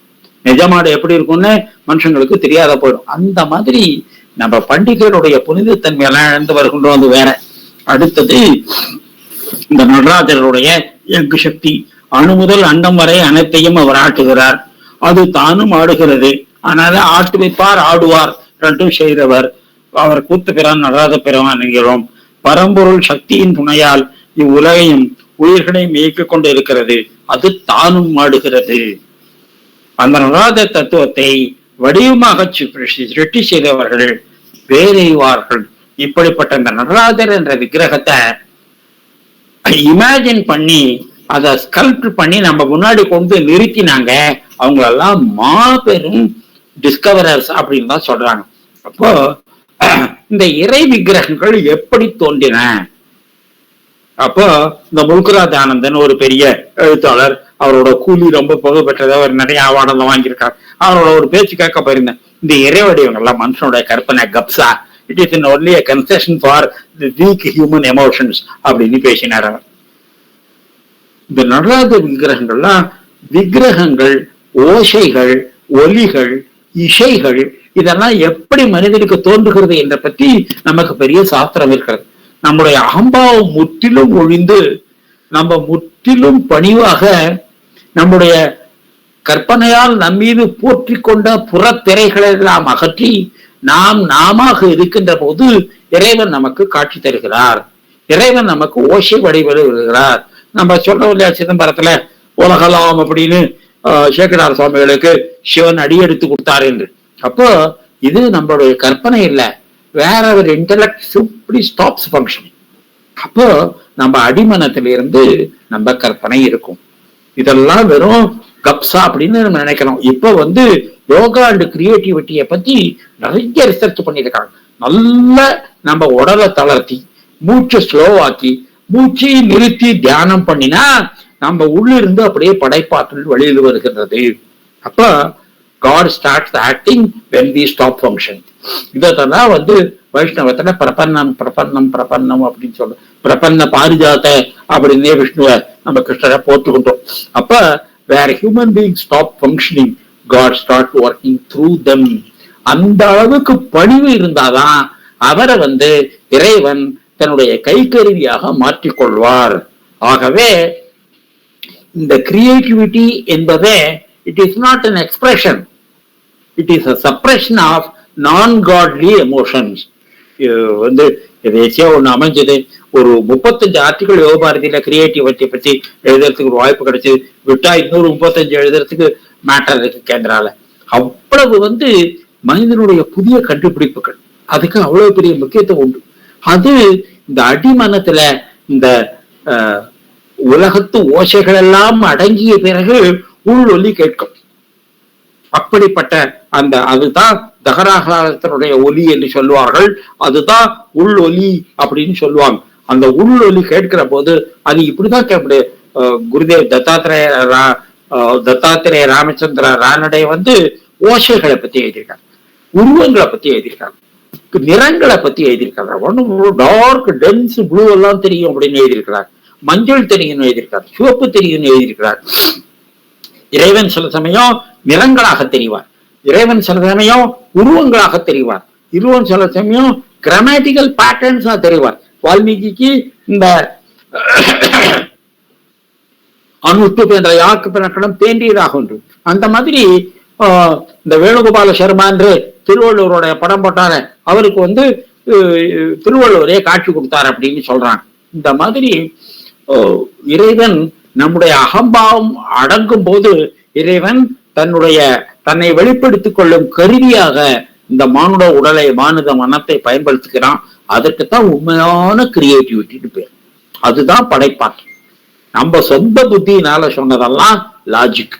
இது நடக்குமா சார் அப்படின்னா எத்தனையோ கவிஞர்களுக்கு அப்படி வந்திருக்கு. அவங்களுடைய அகம்பாவத்தை முற்றிலுமாக தள்ளி வைத்து விட்டு இறைவனை தன் மூலம் பேசும்படி இறைவனை அனுபவிக்கிறார்கள். அப்படிப்பட்ட கவிஞர்கள், அப்படிப்பட்ட படைப்பாற்றலுடைய ஞானிகள் பிறந்த நாடு இந்த நாடு. அதனால இறைவனை தன்னை வெளிப்படுத்திக் கொள்கிறார். அப்படி நடராஜ தத்துவத்தை வடிவமாக சிருஷ்டி செய்தவர்கள் பேரறிவார்கள். இதை எழுதின ஆசிரியருக்கு நமஸ்காரம். ஆனா இறைவன் தன்னை வெளிப்படுத்தி கொண்டுதான் நடராஜ வடிவம். பேரறிவாளர்கள் இவ்வுருவத்தை இறைவனை பக்தர்களுக்கு காட்டி அருளினான் என்பார்கள். அவ்வுயிர்கள் வாழ்வதற்கு இவ்வுலகத்தையும் நடராஜரே படைத்தார். வினைகளை கழிக்கவும் போக பொருள்களை இறைவனே வகுத்தார். அவர் சாப்பிடறதுக்கும்.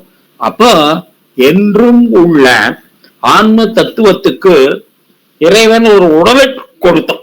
இறைவன் ஆன்மாவை படைக்கல, ஆன்மாவுக்கு ஒரு உடலை கொடுத்தான். இதுதான் தனுன்னு சொல்லுவாங்க. தனுன்னா உடம்புன்னு அர்த்தம், பிசிக்கல் பாடின்னு அர்த்தம். அடுத்தது கரணம், செய்கை. அப்ப அதிஷ்டானம் ததாகர்த்தா கரணம் பிரதிக்ரம் விதுதாச்ச பிரசக்தா தெய்வம் தெய்வாத்திர பஞ்சமம் என்று பகவத்கீதையிலே வரும். கேந்திரத்துல தினம் பாடுவாங்க. இப்படி 5 விதமான தொழில்களை புரிகின்றான். ஏதாவது 4 சுருக்கி இருக்கிறாங்க.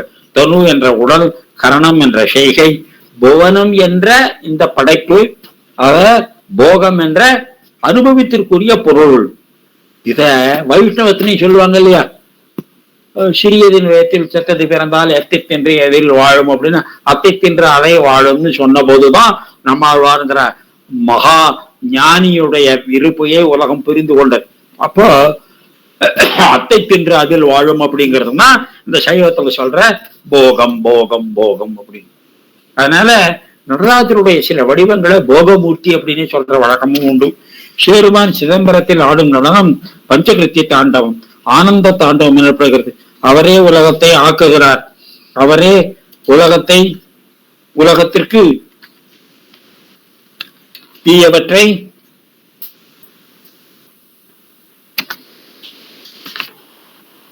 அழிக்கிறார், அவரே உலகத்தை நீக்குகிறார், அவரே உலகத்தை மாற்றுகிறார்.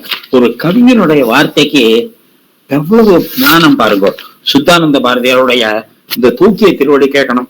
இங்க தூக்கிய திருவடி முதலமணி பாட்டும் கேளுங்க.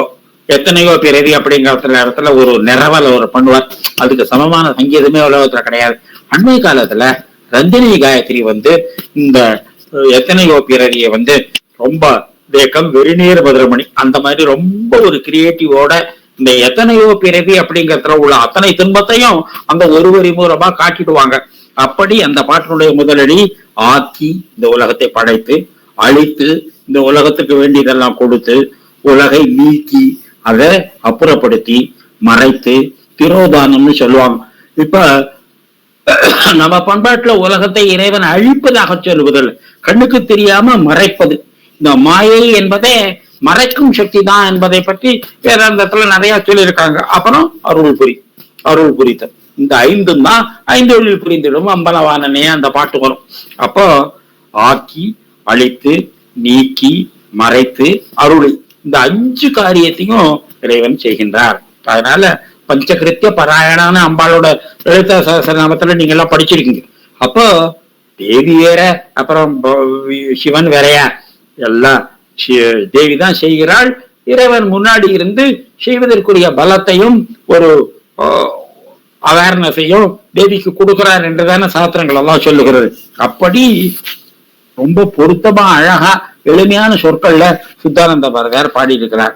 அவரே உலகத்தை மறைக்கிறார். நிறைய விஞ்ஞானிகள் மாயா இன் பிசிக்ஸ்னு நம்ம கேந்திரா லைப்ரரியில ஒரு புத்தகம் இருக்கு. ஒரு பெரிய அக்ரிகல்ச்சர் சயின்டிஸ்ட் தான் எழுதினது. இந்த மாயை என்பதே உலகம் பொய் கற்பனை அப்படின்னு பாரதியாரே இதுல கொஞ்சம் ஏமாந்து கொஞ்சம் திட்டுற மாதிரி எல்லாம் எழுதிப்பார். அது அப்புறம் இருக்கட்டும். அவரே பல இடத்துல கருத்தை மாற்றி கொண்டு இருக்கிறார் என்பது வேற விஷயம். அப்போ மாயா இன்சிக்ஸ்ங்கிறது இறைவனுடைய இந்த மறைக்கும் சக்தி, திரோதான சக்தி. உலகத்தினுடைய உண்மையான வடிவம் நமக்கு தெரியாம இறைவன் மறைக்கிறார். ஏற்கனவே பார்த்தோம். அப்படி மறைத்தாதான் இந்த கிரியேட்டிவிட்டிங்கிற ஆக்டிவிட்டியே இருக்கும். அவரை மறைக்கல அப்படியே உள்ளபடி போட்டு உடைச்சாருன்னா அப்புறம் படைப்பு கிடையாது, வில்லிங் சஸ்பென்ஷன் ஆஃப் டிஸ்பிலீஃப் கிடையாது. அடுத்தது நடராஜ பெருமான் வலது கரத்தில் இருக்கும் உடுக்கை துடி. இந்த துடி துரதிருஷ்டவசமா நம்ம தமிழ்நாட்டுல கொஞ்சம் அதனுடைய வாக்கியம் குறைஞ்சு போச்சு. கிராமத்துல உடுக்கை அடிக்கிறது உண்டு. கேந்திரத்துல 2-3 நிகழ்ச்சி அப்புறம் நானே தேடி போய் பார்த்தது உண்டு. இந்த கேரளாவில் கதகளில இந்த உடுக்கை அடிக்கிறது, உடுக்கை ரொம்ப நல்லா வாசிப்பாங்க. அந்த உடுக்கைய இந்த 2 ஃபேஸுக்கும் நடுப்புல இருக்கிற அந்த ஸ்பேஸை குறைக்கிறதுக்காக அதை அப்படியே மடக்கி ஒரு பாக்கெட்ல வச்சுன்னு போடுவாங்க. ஒரு பெரிய ஸ்காலர் கேந்திரத்துல அடிச்சு காமிச்சார். அப்பா அந்த அந்த அந்த துடி என்றும் உடுக்கை என்றும் சொல்லப்படுகின்ற அந்த உடுக்கை இருக்கு பாருங்க, என்ன எக்ஸ்பிரசிவ் இன்ஸ்ட்ருமெண்ட் தெரியுமா? சும்மா அதுல கஞ்சீர மாதிரி ஒரு வேரியேஷன் ஆஃப் சவுண்டே கிடையாது. ஆனா அதை வச்சு என்ன விளையாட்டு! கதகளியில இந்த டமருகத்தினுடைய உடுக்கையினுடைய பிரயோஜனத்தை பத்தி கூகுள்ல போய் பாருங்க. அவ்வளவு பிரமாதமா இருக்கும், அவ்வளவு எக்ஸ்பிரசிவா இருக்கும், அவ்வளவு விஷயம் கூட சொல்லணும். அது அப்ப வலது கரத்துல இருக்கும் உடுக்கை துடி எனப்படும். இடது கரத்தில் அக்னியை தாங்கி உள்ளார். இந்த அக்னி அழிப்பதற்கு உதாரணம் சொல்றாங்க. எல்லாத்தையும் வச்சிடும். அது மட்டும் இல்ல, எல்லாத்தையும் தூய்மைப்படுத்திடும். எதை அக்னியில போட்டாலும் அதை தன்மைமாக்கி கொண்டுங்கிறதுனால அக்னிக்கு தீட்டே கிடையாதுன்னு சொல்லுவாங்க.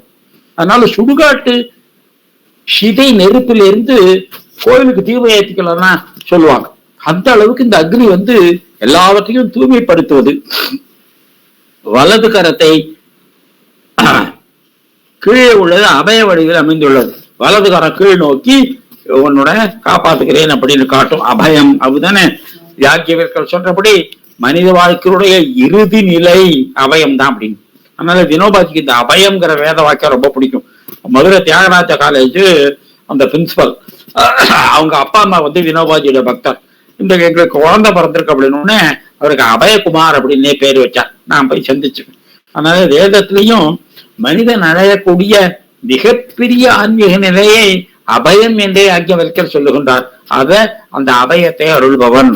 அப்ப வலது திருவடியை முயலகன் என்னும் அரக்கன் மீது வைத்திருக்கிறார். முயலகன் வந்து ஒரு குள்ளமா இருக்கிற ஒரு அயலக்கனவன், அவன் மேல காலை வச்சிருக்கிறார். இதை பத்தி தான் ஆறுதலை திரும்பருக்கு சொன்னார் என்று சொன்னேன். நான் 6 வருடம் என் வீட்டு வரவேற்பறையில் நடராஜ விரகத்தை வைத்து தியானம் பண்ணின பிறகு எனக்கு ஒரு உண்மை பொருளாயிற்று. இந்த முயலகன் இல்லைன்னாக்கா நடராஜர் எங்க நிற்பார்? இந்த அறியாமை தான் மனிதனையும் இறைவனையும் வேறுபடுத்தி காட்டுகிறது. இந்த அறியாமை என்ற முயலகன் இல்லை அப்படின்னா ஆண்டவனுக்கு நிற்கவே இடம் கிடைக்காது அப்படின்னு ஜோக்கடிப்பார். அப்போ இந்த முயலகன் தான் உலக படைப்பினுடைய சாரம். அவன் தான் நம்முடைய அறியாமை, அவன் தான் நம்முடைய இக்னரன்ஸ். ஆதிசங்கர சொல்றார், இந்த படைப்பே நம்முடைய இக்னரன்ஸ்னாலதான் பிழைத்தது, உருவாயிற்று அப்படின்னு சொல்றார். அப்ப இந்த முயலகன் சின்னதா இருப்பான். தட்சிணாமூர்த்தியும் சில உருவங்கள்ல வந்து முயலகன் மேல நிற்பார். அப்படி முயலகன்கிறது ஒரு அரட்ச அபஸ்மாரம் என்ற சொல்லாலும் குறிப்பிடுவார்கள். பொதுவா நம்முடைய அறியாமைக்குத்தான் முயலகன் என்று பெயரும் சொல்வார்கள். இன்னொரு இடக்கணத்தால் தன்னுடைய தூக்கிய திருவடியை காட்டுகிறார். அப்ப இடது பதம் தூக்கி ஆடும் அப்படின்னு சொல்றோம் இல்லையா, தன்னுடைய இதுதான் நீ வந்து சேர விடயம் அப்படின்னு தன்னுடைய இடது கால நடராஜரை காட்டுகிறார். இதுவே நடராஜனுடைய திருவடியாகும். ஆகவே ஒரு சம்பூர்ணமான ஒரு சரணாகதி தத்துவத்தை அவர் கொஞ்சம் பயமுறுத்தி, கொஞ்சம் அறிவுறுத்தி, கொஞ்சம் ஆசை காட்டி, கொஞ்சம் பயத்தை நீக்கி, எவ்வளவு விதமா, அதாவது பகவத்கீதையினுடைய பெருமை என்ன தெரியுமா, சொல்ல வந்த விஷயத்த எவ்வளவு விதமா பகவான் வந்து பக்தனை பர்சுவேட் பண்ணுவார், அவனை சம்மதிக்க வைப்பார். சில சமயம் பயமுறுத்துவார், சில சமயம் ஆசை காட்டுவார், சில சமயம் முட்டாளன்னு சிரிப்பார் அவனை பார்த்து. எப்படி பண்ணி கடைசியில வந்து அவர் சொன்னபடி நான் செய்யறேன்னு சொல்ல வச்சார் இல்லையா. இந்த பர்சுவேசிவ் கான்செப்ட் இருக்கு பாருங்க, அது வந்து நடராஜ விக்கிரகத்துல ரொம்ப இருக்கும். நெருப்பு அழிச்சிருவேன் அப்படி படைப்பு அப்படிங்கறத வந்து இந்த படைப்பெல்லாம் உனக்கு அபயம் அஞ்சாமையை காட்டுவேன், என் திருவருளிகளை சரணடைந்தா உனக்கு எல்லா மோட்சத்தையும் இன்பத்தையும் தருவேன், எப்படி ஆசையை காட்டுதல், பயமுறுத்துதல், இப்படி பலவிதமா இந்த உயிர்களை பர்சுவேட் பண்ணி சம்மதிக்க வச்சு அவனை எப்படியாவது உயர்த்துவது என்று இறைவன் உயல்கின்றான். நடராஜருக்கு பின்னாடி திருவாசின்னு ஒரு கூட்டம் உண்டு. அந்த திருவாசி தான் ஒரு வட்டமா இருக்கும், அதுல இருந்து சுடர்கள் பரவி இருக்கும். என்ன போட்டிருக்காரு பாருங்க, அந்த திருவாசி தான் பிரணவம், அது பிரணவ பீடம், அதுதான் ஓங்காரம். அந்த ஓங்காரத்தின் உள்ளே நின்று ஆடும் அப்படின்னு ஒரு 14 சாஸ்திரங்கள்ல ஒண்ணு வந்து இந்த ஓங்காரத்துள்ளே ஆடும் அப்படின்னு எல்லாம் வரும். இதுவே பிரணவமாகும். அதில் உள்ள தீச்சுடர்கள் மாத்ருகா அக்ஷரம் என்று பெயர். சம்ஸ்கிருதத்துல ஆதிக்ஷாந்த வர்ணனகரி அப்படின்னு வரும். இதுல அன்னபூரண ஸ்தோத்திரத்துல முதல் க்ஷ வரை சம்ஸ்கிருதத்துல 50 எழுத்துக்கள் உண்டு. இந்த 50 எழுத்துக்களை தான் இந்த அதையெல்லாம் பிரணவத்திலிருந்து வந்தது என்று சொல்லுவார்கள்.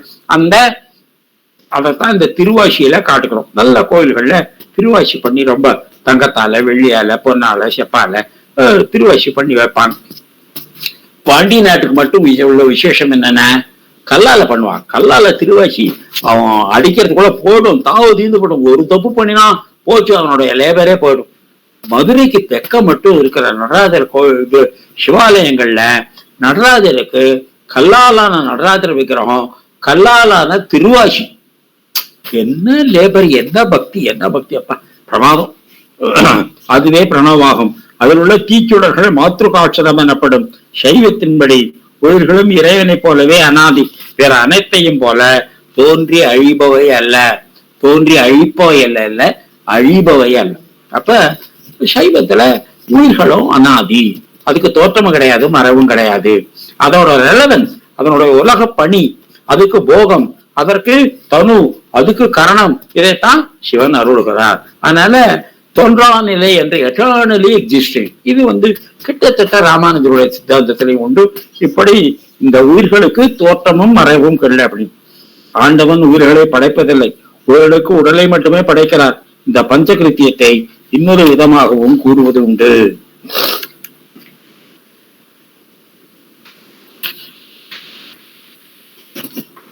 ஒன்று, உயிர்களுக்கு உடலை படைத்தல். இரண்டாவது, உடம்பை காப்பாற்றுவது. மூன்றாவது, உடல்களை ஒழிப்பது அல்லது மறைப்பது. மூன்றாம் தொழில், உடம்பில் இருக்கும் உயிரை பக்குவப்படுத்தி தன் திருவடிக்கு சேர தகுதி உள்ளதாக தோற்றுவது. நான்காம் தொழில், உயிர்களுக்கு அறுவது. ஐந்தாம் தொழில். அதனால மரணம் என்பதை பற்றி வேதமும் சொல்லுகிறது. அப்போ விவேகானந்தர் அடிக்கடி சொல்வார், இந்து மதத்துல தோற்றம் அழிவு என்றெல்லாம் கிடையாது. இந்த எலிமெண்ட்ஸ் இருக்கு பாருங்க, பூதங்கள், ஆகாயம், காற்று, நெருப்பு, நீர், மண், ஒன்று சேர்வதை படைப்பு என்கிறோம். அவை பிரிந்து போவதை இறப்பு என்றோ மறைவு என்று சொல்லுகிறோம். வாயு அனிலம் அமிர்தம் தைதம் பஸ்மாந்தம் சரீரம் ஓம் கிருதோ ஸ்மர கிருதம் ஸ்மர கிருதோ ஸ்மர கிருதம் ஸ்மர என்று வேதம் சொல். அப்ப இறைவன் தன்னுடைய பஞ்சபூதங்களே ஆளான உடலை கலைத்து, அப்ப நம்முடைய மூச்சு காற்றோட சேர்ந்துடும், நம்முடைய உடல்ல இருக்கிற ஜீரண சக்தி அக்னியோட சேர்ந்துடும், நம்முடைய கேட்கும் சக்தி ஆகாயத்தோட சேர்ந்துடும், நம்முடைய தொடும் உணர்வு காற்றோட சேர்ந்துடும், நம்முடைய நறுமணத்தை நுகரும் சக்தி மண்ணோட சேர்ந்துடும். இப்படி 5 பூதங்களும் சத்த இடங்களில் சென்று அடைகின்றன. எதிலிருந்து வந்ததோ அங்கேயே திருப்பி. இதை பத்தி குருதேவனுடைய ரொம்ப பிரமாதமா உபநிஷதங்களில் படைப்பு அப்படின்னு ஒரு 2 பக்கம் தான் இருக்கும். என்ன அறிவு, என்ன அறிவு! அதாவது இறைவனை நம்ம நேசிப்பதற்கு பல காரணங்கள் உண்டு. அதுல ஒரு காரணம், இப்படிப்பட்ட மகான்களை எல்லாம் அப்படியே உள்ளத்தை திருடி இருக்காரு அப்படின்னு சொன்னா, இப்படிப்பட்ட அறிவாளிகளை எல்லாம் தன் கைக்குள்ள போட்டு இருக்காருன்னா அந்த ஆளு பிக்சர் பெரிய அளவா இருக்கணும். அந்த மாதிரி இப்படிப்பட்ட எழுத்தாளர்களை எல்லாம் பார்க்கிற போது, இப்படிப்பட்ட தத்துவ ஞானிகளை பார்க்கிற போது, இப்படிப்பட்ட பக்தர்களை பார்க்கும்போது சொல்லக்கூடாதபடி இறைவனுடைய பெருமையே ஒருபடி ஜாஸ்தி ஆயிடுற மாதிரிதான் நமக்கு தோணுது. அந்த மாதிரி மகான்களை எல்லாம், அதனால்தான் கண்ணன் கீதையில ஞானி தோ ஆத்ம எனக்கும் ஞானிகளுக்கும் வித்தியாசமே கிடையாது என்று சொல்கிறோம். நம்ம தான் அந்த மாதிரி தான் இவர்களுடைய ஞானம், இவர்களுடைய ஞானத்தின் வெளிப்பாடு, ஒரு கவிதையினுடைய அழகு, ஒரு கம்பீரம், the depth of their philosophy, the beauty of their expression. என்ன மனிதர்கள் இவர்கள்! அப்பா, ரொம்ப பகவானே ரொம்ப சந்தோஷமான ஒரு மனநிலையில தான் இப்படிப்பட்டவங்களை எல்லாம் படைச்சிருப்பார் என்று தோன்றுகிறது. சிருஷ்டி, ஸ்திதி, சம்ஹாரம், திரோபவம், அனுகிரகம். திரோபவம்ங்கிறது மறைப்புன்னு சொல்லுவாங்க, திரோதானம் என்று சொல்வது உண்டு. 5 புரியும் நடனாத மூர்த்தி தான் சதாசிவம், சதாசிவம் தான் நடனாத மூர்த்தி. இதை உண்மை விளக்கம் என்ற நூல் இவ்வாறு சொல்லுகிறது. தோற்றம் துடியதனில் தோயும் திதி அமைப்பில், திதின ஸ்திதி, நிலைத்து இருத்தல். சாற்றியிடும் அங்கியில் சம்ஹாரம், நெருப்புதான் சம்ஹாரத்துக்கு அடையாளம். ஊற்றமா ஊன்று மலர்ப்பதில் மதர்பதத்தில் உற்ற அதிரோதம், உற்ற திரோதம் நிறைப்பு. முக்தி நான்ற மலர்பதத்தை நாடு. ஊன்றி நின்ற கால்கள் தான் முக்தியினுடைய இடைப்படம் அப்படிங்கிறது அந்த உண்மை விளக்கம். இதையே திருமந்திரம் என்ற தோத்திர நூலும், இந்த உண்மை விளக்கம் என்ற நூல் காலத்தால பிற்பட்டது, திருமந்திரம் காலத்தால முற்பட்டது. அரண் துடி தோற்றம் அமைத்தல் திதியாம், அரண் அங்கி தண்ணில் அறையில் சம்ஹாரம், அரண் உற்று அணைப்பில் அமரும் திரோதாயி, அரணடி என்றும் அனுகிரகம். அப்படியே இருக்கு பாருங்க. இந்த உண்மை விளக்கமும் திருமந்திரம் காலத்தால ரொம்ப முன்னார். எப்பவும் தோத்திரத்திலிருந்து தான் சாஸ்திரம் பிறக்கும். கிவா ஜெகநாதன் அடிக்கடி சொல்லுவார், இலக்கியத்திலிருந்து தான் இலக்கணம் பிறக்கும். ராமர் எப்படி இருக்காரு அப்படிங்கிறத பார்த்துதான் ஒரு நல்ல மனுஷன் எப்படி இருப்பான்னு ரூல்ஸ் அண்ட் ரெகுலேஷன்ஸ் பண்ணுவோம். புத்தகத்தை படிச்சாவன் தான் நல்லவனா வாழ முடியும். நல்லவனை பார்த்துதான் சாஸ்திரங்கள் படைக்கும்.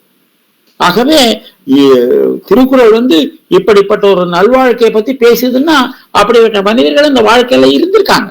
அவங்களுடைய வாழ்க்கையில பார்த்து ஒரு நல்ல மனுஷனை இப்படிதான் இருப்பான் என்று சாஸ்திரம் எழுதுவார்கள். யாரும் புத்தகம் படிச்சதனுடைய வாழ்க்கையெல்லாம் மாற்றிக்க முடியாது. அது ரொம்ப ரொம்ப லேட்டர் லெவல் ஆஃப் மேன்மேக். மனிதனை நிர்மாணம் பண்ணுவதில் முதலடி என்ன? அவன் நல்லவனா இருப்பான். அவனுடைய அந்த உயிர்ப்பினுடைய வெளிப்பாடு அவனை அவ்வளவு ஒரு பரிபூர்ணமான மனிதனை ஆக்கும். அதை பார்த்து பின்னாடி வரவங்க ஒரு நல்ல மனுஷன் எப்படி இருப்பான் அப்படின்னு சாஸ்திரத்தை எழுதுவாங்க. அதனால இலக்கியம் தான் முன்னாடி, இலக்கணம் அப்புறம் தான் வந்தது என்று கிவா ஜெகநாதன் அவர்கள் அடிக்கடி சொல்வார். நடராஜர் திருவுருவமே நமச்சிவாயத்தின் புறத்தோட்டம் என்றும் உண்மை விளக்கம் அந்த உண்மை விளக்கமே தான். ஆடும்படிகள் நல்ல அலம்பலத்தான ஏனை நாடும் திருவடியில் நகாரம், அந்த திருவடிதான் அதனுடைய ந என்ற எழுத்து. கூடு மகரம் உதரம், அப்ப அதனுடைய மகரம் தான் உதரம். வளர்தோள் சிகரம் பகரும் முகம் வா முடியப்பார், அது அடுத்தது வா. சேர்க்கும் துடி சிகரம் சிக்கன வாதி சுகரம். ஆர்க்கும் யம யகர அபயம் அபயகரம் பார்க்கில் இணைக்கு அங்கி நகரம் அழிக்கீழ் முயலகனார் பங்கும் அகரமது கான். இந்த நமச்சிவாய என்ற மந்திரம் தான் நடராஜருடைய தோற்றம் என்றே அந்த உண்மை விளக்கம் திருமுறை சொல்றது. இப்படி நடராஜர் பக்தியின் இறப்பிடம், உலகத்தின் தோற்றுவாய், அந்த பக்தி சென்று கூடும் இணைப்பு தளம், கவிதை உருவாகும் நிலம், கவிதை சென்றடையும் லட்சியம், இப்படி பல பல கலைகளை தோற்றுவிக்கிறார் நடராஜ சுவாமி. அதனால்தான் அப்படி உலகத்துல எத்தனை நாடுகள்ல 82 நாடுகள்ல நம்ம சாமி எல்லாம் இருக்காங்கன்னு சொல்றோம். எங்கேயும் அவங்க தேவாரம் சொன்னா திருச்சிற்றம்பலம் அப்படின்னு தான் சொல்லி முடிப்பாங்க. ஏனென்றால் இந்த படைப்புக்கும் காப்புக்கும் மறைத்தலுக்கும் அறிவுக்கும் அன்புக்கும் எல்லாத்துக்கும் கலைகளுக்கும் அடிப்படையாக விளங்குகின்றவர் அந்த நடராஜர். அடுத்த வாரம் இதை பற்றி தொடருவோம். அடுத்த வாரம் தமிழ்நாடு முழுவதிலிருந்தும் ஒரு 150 குழந்தைகள், ரொம்ப புத்திசாலி குழந்தைகள், ஸ்கூல் லெவல்ல, பிளாக் லெவல்ல, டிஸ்ட்ரிக்ட் லெவல்ல 3 தடவை சலிச்சு வர குழந்தைகள், அவங்களுடைய அப்படிப்பட்ட புண்ணியவான்களாகிய குழந்தைகளை பெற்ற பெற்றோர்களும் அவங்களுக்கு ட்ரெயின் கொடுத்த ஆசிரியர்களும் எப்படி இருப்பாங்க, அவங்களும் ஒரு 150 பேர் வருவாங்க. கேந்திர வளம் ரொம்ப ஜோ ஜோ ஜோ ஜோ ஜோன்னு இருக்கும். நமஸ்காரம். நமஸ்காரம். வாங்க.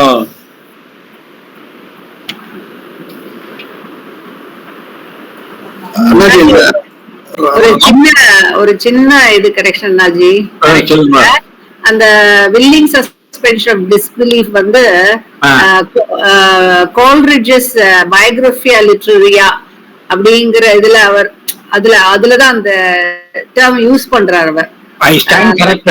இருந்த கூட எனக்கு என்னமோ இதை நான் முதல்ல படிச்ச போது ஷேக்ஸ்பியரை பத்தி ஏதாவது ஒரு நூல் ஷேக்ஸ்பியரை பத்தி தான். கரெக்ட், நீங்க சொல்றது correct. About art and artist Coleridge எழுதுறாரு அவரோட பயோகிராபியா லிட்ரரியால. அவர் தான் இந்த term willing suspension of disbelief அப்படிங்கறத யூஸ் பண்றாரு முதல்ல. அப்கோர்ஸ் இவங்களுக்கு தெரியும் ரொமான்டிக் கிரிட்டிசிசம், அவளோட அந்த ஏஜ்ல எல்லாமே கொஞ்சம் வித்தியாசப்படுறது. அவ வந்து ஷேக்ஸ்பியரே ஃபர்ஸ்ட் மாடர்னிஸ்டா கன்சிடர் பண்றா. ஏன்னா அவர் ரூல்ஸ் எல்லாம் நிறைய வயலேட் பண்றாரு. உங்க வாயிலே இருந்து வந்தது எனக்கு ரெட்ட சந்தோஷம். ஏன்னாக்கா ராமானுஜர் வந்து பிரம்மம் தன்னை மறந்து மறைத்து கொண்டு உலகமாக பரிணமித்ததுங்கிற வாதத்தை கீழ்பார்ப்பேன். அதனால இது உங்க வாயிலே இருந்து வந்தது ரொம்ப நல்லதுதான். I stand corrected. நான் இதை கன்ஃபார்ம் பண்ணிக்கிறேன். எஸ்டி காலேஜ் என்னுடைய கோல்டன் ட்ரெஷரியை யாரோ எடுத்து நாங்க திருப்பி கொடுக்குறேன். நான் கூகுள்ல பாத்துக்கிறேன். சரி, ஓகே அண்ணாஜி. அப்புறம் நீங்க இது எல்லாம் இல்ல அண்ணாஜி. அப்புறம் நீங்க சொன்ன மாதிரி நம்ம மதுரையில இந்த கால் மாறி ஆடினது, இந்த ஊர்துவ தாண்டவமும் மதுரையில ரொம்ப பியூட்டிஃபுல்லா நீங்க சொன்ன இல்லையா, வலது கால தூக்கி அந்த இது வந்து பிரம்மாண்டமான ஒரு மூர்த்தியா இருப்பாரு நம்ம சுவாமி சன்னதிக்கு எதிர்த்தாப்புல. அது ரொம்ப அழகா இருக்கும் அந்த மூர்த்தி. நீங்க சொன்ன இல்லையா, அங்க மட்டும் இடது கால தூக்கல, வலது கால தூக்கியவர். அப்பதானே கோபம் வருது அம்மாளுக்கு. நான் வந்து மதுரையில சிவானந்த சுவாமிகள் வந்து ஒரு பெண்கள் ஸ்கூல் நடத்துறார். அந்த ஸ்கூல் குழந்தைகள் வந்து ஒரு தடவை வந்து தப்போவனத்தோட ஒரு பெரிய நிகழ்ச்சியில இந்த மதுரை திருவுடையாளர் புராணத்துல இந்த டான்ஸ் டிராமாவா போட்டாங்க. அந்த குழந்தைகள் அவ்வளவு பிரமாதமா ஆடிச்சு. எல்லாம் பத்தாங்களா திருவிழா குழந்தைகள். அப்பதான் இந்த வரவுண்ட பாண்டியன் என்ன பண்றான், தான் டான்ஸ் கத்துக்கிறேன்னு ஆரம்பிக்கிறான். அப்போ எனக்கு ஒரு தடவை கத்துக்கிறதுக்குள்ளேயே உடம்பு வலிக்குது காலெல்லாம். அப்ப சிவகான் எப்ப பார்த்தாலும் ஆடுறதா இருக்கு, எப்படி வலிக்குது, கால் மாதிரி ஆடினாதான் உன்னை விடுவேன் அப்படின்னு சொல்லி அந்த குழந்தைகள் ரொம்ப பிரமாதம் நடிச்சது. இன்னொரு இன்ஃபர்மேஷனும் உங்களுக்கு ஆட் பண்ண நினைச்சேன். இந்த கர்ணாஸ் இருக்கு இல்லையா, நீங்க சொன்ன இல்லையா 108 கர்ணங்கள் பரத முனியோட இத வந்து நம்ம மகாபெரிவா வந்து அத வெறும் ஸ்லோகாவா இருக்கக்கூடாதுன்னு சொல்லிட்டு அந்த ஒரு பதம் எடுத்து பத்மா சுப்பிரமணியனை பண்ண வச்சு அது அங்க அந்த உத்தர சிதம்பரத்துல அந்த பேஸ்ல அந்த இதுல பதிச்சிருக்காரு. ஒரு அப்படியே ஃபுல்லா அந்த பவுண்டேஷன் இருக்குல்ல அது மேல அந்த பார்டர் மாதிரி ஃப்ரில் மாதிரி வச்சிருக்காரு. அத்தனையும் இருக்கு, அந்த சிற்பமாவே இருக்குது. ஸ்லோகம் அந்த சிற்பம் அப்படி பண்ணிருக்காரு. அது பத்மா சுப்பிரமணியன் தான் ரொம்ப ஹெல்ப் பண்ணதான் கேள்விப்பட்டேன். ஆமா, தீசிஸ். அது அவ அந்த அத்தனை கரணங்களையுமே ஒரு டான்ஸ் மாதிரியே சீக்வென்ஷியல் டான்ஸ் மாதிரியே பண்ணி அது முடியுமா? அப்படியே சீக்வென்ஷியலா ஆடி அந்த அத்தனை 108 கரணத்தையுமே சீக்வென்ஷியலா ஆடி ஒரு டான்ஸ் மாதிரி பண்ணிருக்கா பத்மா. அதெல்லாம் முடியலமா? அது டான்ஸ் ப்ரோகிராமுக்குள்ள இந்த 108 காண முடியுமா? அது ரொம்ப வேகமா ஆடினாக்க நம்ம இல்ல. அது அவ ரொம்ப என்னன்னா ஒரு முதிரையும் அப்படி இப்படி அந்த அசைவுகள் அத அழகா அந்த யாரோ ஒரு சிற்பிய வச்சு பண்ணி அந்த நான் அங்க போயிருந்தேன் சத்தாராக்கு. அங்கதான் அது இருக்கு அந்த உத்தர சிதம்பரம். அப்ப சொல்லுவா 2 வருஷம் மகாபெரிவா அங்கேயே தங்கி அந்த கோவிலை கட்டி பத்மாவை இதை பண்ண வச்சு அதை சிற்பியை பண்ண வச்சு அது ரொம்ப அந்த இதுவே ஒரு அற்புதமான கோவில். அப்படியே நம்ம சிதம்பரம் மாதிரிதான் மூலவர் உற்சவம் ரெண்டும் ஒண்ணுதான். அந்த நடராஜ பெருமான் அங்க நீங்க பாத்துருப்பேன்னு நினைச்சேன் சத்தாரால. நான் சஜ்ஜன் காட்டுக்கு போயிருக்கிறச்சே சஜ்ஜன் காட்டுல சமர்த்தர் அங்க இருக்கிற ராமமூர்த்தி நம்ம தஞ்சாவூர்ல போன மூர்த்தின்னு தான் சொன்னாங்க. ஓகே அண்ணாஜி, அதுதான் நான் உங்ககிட்ட சொல்லணும்னு நினைச்சேன். ஓகே அண்ணாஜி நமஸ்தே. அந்த இவங்க ப்ரொஃபசர் டாக்டர் கீதா சொன்னது வந்து ஸ்கிரீன்ல டிஸ்ப்ளே பண்ற பாருங்க. பார்த்தேன். அப்புறம் responsibility believe for the moment which constitutes poetic truth. Annaji அப்புறம் ராமகிருஷ்ண மடம் டிசம்பர் எடிஷன் ஒண்ணு போட்டுருந்தாங்க இஷ்ட தேவதைகளை பத்தி. உங்களுக்கு கிடைச்சதா? கேந்திரத்துக்கு அந்த வேதாந்த கேக்குறியா? ஆமா, ரொம்ப பிரமாதமான புக்கு. கொஞ்சம் செட்பேக். நான் இருக்கிற இடத்துல இருந்து கொஞ்சம் தள்ளி போயிட்டேன். அதனால நான் தினம் லைப்ரரி போறது கூட ஒரு லக்ஸரியா போச்சு எனக்கு. வாங்கி அவங்களும் பேசுவாங்க, நீ ஒண்ணும் சொல்ல வேண்டியது. வாங்கி எங்க அண்ணாஜி இருக்கீங்க இப்போ? அந்த ரூம்ல இல்லையா? வேற எங்க? சத்யகாம்னு ஒரு பில்டிங் இருக்க ரூம்ல இருந்து நீங்களாம் வந்தா தங்குவீங்களே அங்கதான். அங்கே அண்ணாஜி புக் வாங்கி அனுப்பிட்டு உங்களுக்கு. சரி வாங்குகோ. நரேந்திரன் அது மந்த்லி வால்யூமா வாங்கினா மலிவா இருக்கும். அதுவே புஸ்தகம் வந்ததுன்னா ரொம்ப காஸ்ட்லியா இருக்கும். இதுல இருக்கிற பல படத்தை விட்டுருவாங்க. அதனால ஜேர்னல் காப்பியே பெட்டர். ஒரு காப்பி இருக்கு, அனுப்புறேன். நரேந்திரன் உங்க ஆசீர்வாத வெயிட் பண்றாரு. அப்படி நரேந்திரன் போற வழியில ராமகிருஷ்ண பரமஹம்சரும் அன்னை சாரதாவும் சுவாமி விவேகானந்தரும் வராங்க. அப்பா அம்மாவை வணங்கு ஒரு படம். அது மாதிரி நரேந்திரனுக்கு லான்ச்சிங் பாடு அப்பா அம்மாவோட ஆசீர்வாதம் தான். மத்தவங்க எல்லாம் பக்கத்துல பிரார்த்தனை பண்ணுவோம். அப்பா அம்மா வெரி குட். உங்களுக்கு உடம்புல எப்படி இருக்கு மகாராஜ்? பரவாயில்ல. டென்மார்க்ல எந்த ஒரு கோப்பன்ஹேகன்லயே தான் மகாராஜ். அதோட தலைநகரமா? ஆமா மகாராஜ். சரி Maharaj, thank you so much. God bless you. God goes with you. நான் ஆக்சுவலா காலையில இருந்து ட்ரை பண்ணிட்டு இருக்கேன் உங்க கூட பேசணும்னுட்டு. இப்பதான். ஆமா மகாராஜ், ஒரே பிஸியா போச்சு. Very good. கடைசி நேரத்துல நான் அங்க ரீச் ஆயிட்டு கூப்பிடுறேன் மகாராஜ். ஓகே. வா செவ்வாய்க்கிழமை ப்ரோக்ராம்ல வா. சரி ஓகே மகாராஜ். ஸ்ரீராமகிருஷ்ணா கோஸ் வித்தியும். ஸ்ரீராமகிருஷ்ணன் இருந்தா எல்லாம் செவ்வாய்க்கிழமை அவருக்கு அந்த சமயத்துல 2 மணி அண்ணாஜி. அதனால ரெக்கார்டிங் அனுப்பலாம் அவனுக்கு. நன்றி மகாராஜ். நன்றி மகாராஜ்.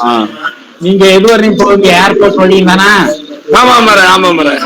சரி, கார்ல இறக்கி விட்டு வந்துட வேண்டியதான்.